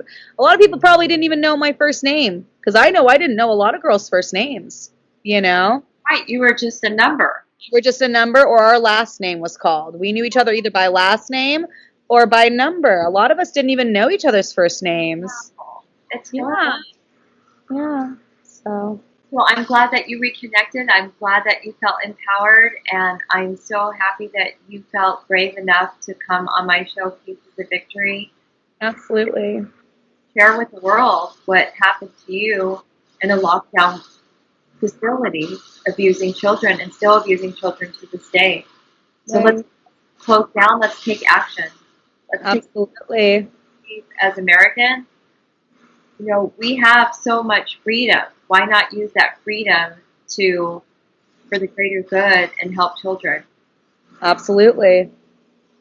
Yeah, Thank absolutely. you so much for being on the show. I appreciate you.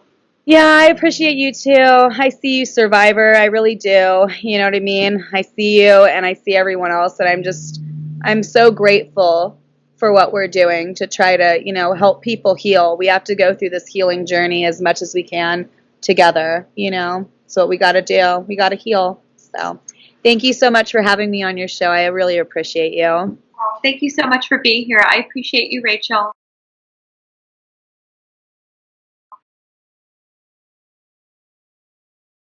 Let's talk about if this is nonprofit. I understand that they did have a license, so it's supposed to be state regulated, which we know that the state is not doing their job. Okay. What else is going on here? State funding? How is this place state funded? Can you go into a little bit about that? So, as you know, I went to two different treatment facilities. I went to FLC, which was the Family Life Center from 2004 to 2006, and then I got transferred over to Provo Canyon School in Provo, Utah, from 2006, and then I graduated high school in 2007. Well, my mother, there's a lot of people that actually pay, a lot of parents that actually pay for their kids to go to these treatment facilities. My mom actually went through a state-funded organization. I don't know the name. I can't tell you the name, but I know from talking with my mom, because I did ask her, how much did you pay for me to go to these places, And she said, I have no clue. There was a state-funded program I went through, and they paid for your treatment. So I don't even know how much it was for you to even go to these treatment centers. Yeah. Regulated by the state, and the state is funding this place. Right. Somebody needs to go and do their job. That's all I have to say. Or it's school funded too. So like the thing is, if you go to like a public school, parents can sign up with certain like state programs that will help pay for children's treatment and stuff. If their private insurance won't be able to pay for it, or if they can't pay out of pocket, it depends on your income probably. I would say it probably does. I'm not going to say for sure because I don't work for these type of facilities, obviously, but I do know from what my mom told me is she went through a state-funded program to be able to get me sent to these places and have them paid for. She didn't pay a dollar out of her pocket. That blows me away because not only is the state not doing their job in protecting our children, but now they're funding. They're funding child abuse. Right. They're funding for children to be abused at these facilities. They're literally funding child abuse at these facilities. Exactly. Whether they know it or not, it doesn't matter. There should be some type of. It's been around for 5 decades. This place has been around for 5 decades, and yet there's been numerous reports, testimonies up the wazoo, and now you're going to fund it? Right. And, something that's been coming up recently that I did want to bring up really quick as well is that, Provo Canyon School, was founded in 1971, and in the year 2000, they said that they got new ownership and that everything in their regulations changed. All the allegations of abuse had gone down and went away. And I'm over here looking at it like, that's funny because I didn't go to Provo Canyon School until 2006, which is 6 years after this alleged new ownership got taken over, and I was absolutely abused with all those other girls in there. So the abuse has not stopped.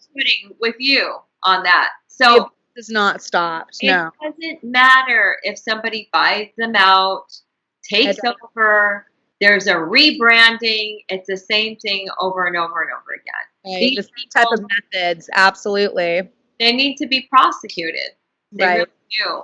There needs to be a consequence for their actions, and we need to clean up our justice system because absolutely there isn't one. Absolutely. I don't feel protected by our legal system at all. Right. And that's scary to say. Yeah. It's very sad. It's very devastating to know that there's these kids, you know, that are getting abused in these facilities. Absolutely. And being a mother of 4 myself, you know what I mean? I was a kid of the troubled teen industry that was abused. And now I look at my beautiful babies and say, how could anybody want to look at these young kids' faces? Because Provo Canyon School and a lot of these facilities are taking kids as young as 8 years old. Oh. Which is outrageous. 8 to 17 years old. Some people are even staying there until they technically graduate high school, even a little after 18, which at 18, you're an adult. You should be able to make the decision for yourself. So it's pretty bad. You know, it's pretty bad what they're doing. I can't believe that they can look at a child that's 8 years old, look at them in the face, any child, doesn't matter what age, but I'm thinking of even a little kid. Did you see in the newspaper about Serenity? I haven't read up on it yet, but Serenity is 8 years old, and she was locked up into one of these places, a residential program, and she's missing, and she's been missing. And that breaks my heart. Absolutely. Yeah. And I'll go ahead and attach a clipping of that in this YouTube video of Serenity and her story. It's fine. Absolutely. She needs to be found and needs to be saved and needs to be taken care of. Absolutely.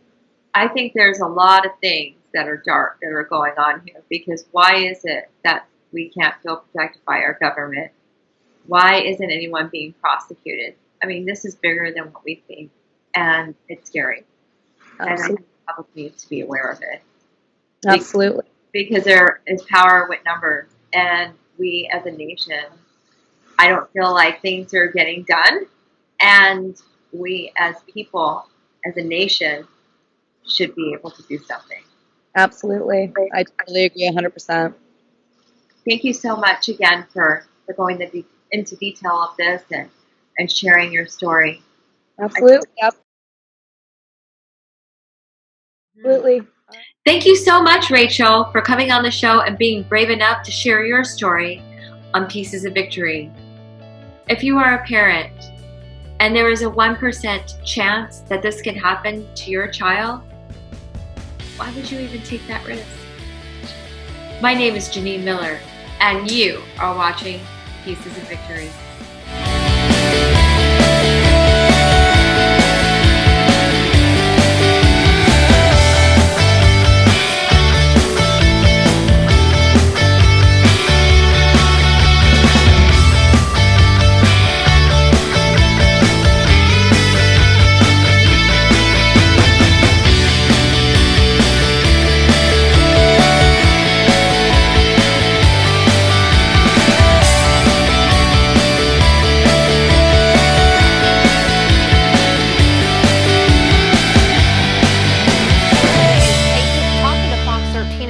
She says she experienced at Provo Canyon School. Now, Hilton came back to Utah today to hold a rally and march with other survivors. Fox 13's Spencer Joseph spoke to her. He joins us outside Provo Canyon School now. Spencer. Yeah, and this was the very first time she had been back to Provo Canyon School since she attended. With her, as you said, were other survivors, and not just ones that attended Provo Canyon School, but other institutions like it all across the country. Normally, marches are loud. This one, only the sound of shoes on the pavement could be heard. Why? Well, it's because for each of these people, they say Provo Canyon School or another institution like it kept them silent. I was taken to Lucedale, Mississippi to a place called Bethel Boys Academy. I was sent to a wilderness program in southern Idaho. Then I also went to Provo Canyon School back in 2003 to 2005. I went to Island View Residential Treatment Center. It's in Syracuse, Utah, not too far from here. When I was a little girl, I promised myself that I was going to shut Provo down. And no voice was more prevalent than the leader of the march, Paris Hilton. This has been one of the most empowering moments of my life, and this is just the first step. And just seeing everyone here today, I had tears in my eyes of just happiness of everyone coming together. Hilton's documentary, This Is Paris, outlines her abuses at the school. Today was the first time she returned to stand with others who experienced similar things. Because this is a secret that I've kept and I was ashamed to tell anyone. And it's not my shame, it's not anyone's shame here, it's the shame of the people who work at these places. But at a nearby park, when those got to tell their stories, they broke their silence and spoke up. I just have been blown away just by the reaction. Hello, my community of survivors. For those attending, the abuses they talked about run deep. I have problems being touched. I have an issue. It's hard for me to connect with my family, even though now we've kind of healed and moved past it as best we can. They actually shaved my head because my hair wasn't to their code. Staff on student group cuddling. But that's why they say it's important to speak up. We need to not just trust these people that have our children. Because just like any issue, and especially in America, if people know about it, people are going to talk about it, social media will take, and we can actually make some change. And those here felt the support from celebrities like Paris Hilton, all the way down to those people standing next to them. I feel so supported. I feel so understood. I feel like almost like a new person. Looking back, my teen self would be so proud of the woman that I am today. The hope of all of those that were attending today was that with the attention drawn by Paris Hilton to Provo Canyon School, others like it across the country will see that and stop the practices that they spoke up about today.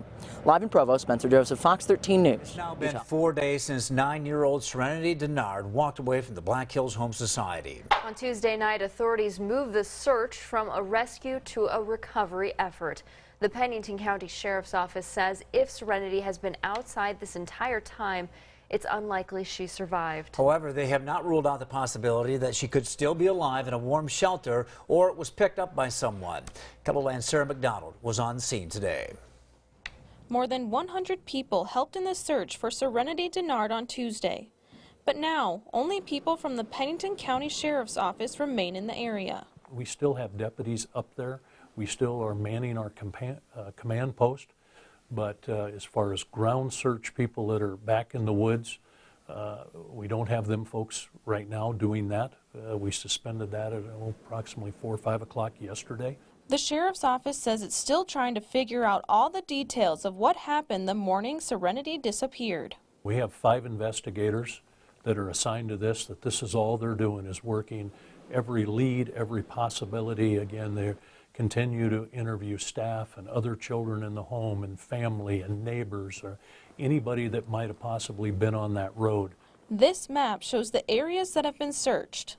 Authorities say if she is in the woods, this 1-mile radius is where she'd likely be. All the yellow lines are where people have been with GPSs, so we've covered all this area. The blue lines are where the Civil Air Patrol flew their plane on Monday, and you can see that they got a lot of coverage there. And then the pink is where we've had search dogs. Welchel says they've also been hoping for a break from the weather. Obviously with real cold temperatures and snow and you know, so what we really need is a little break in this weather for that too. But yeah, we're trying to get them resources here just as soon as we can.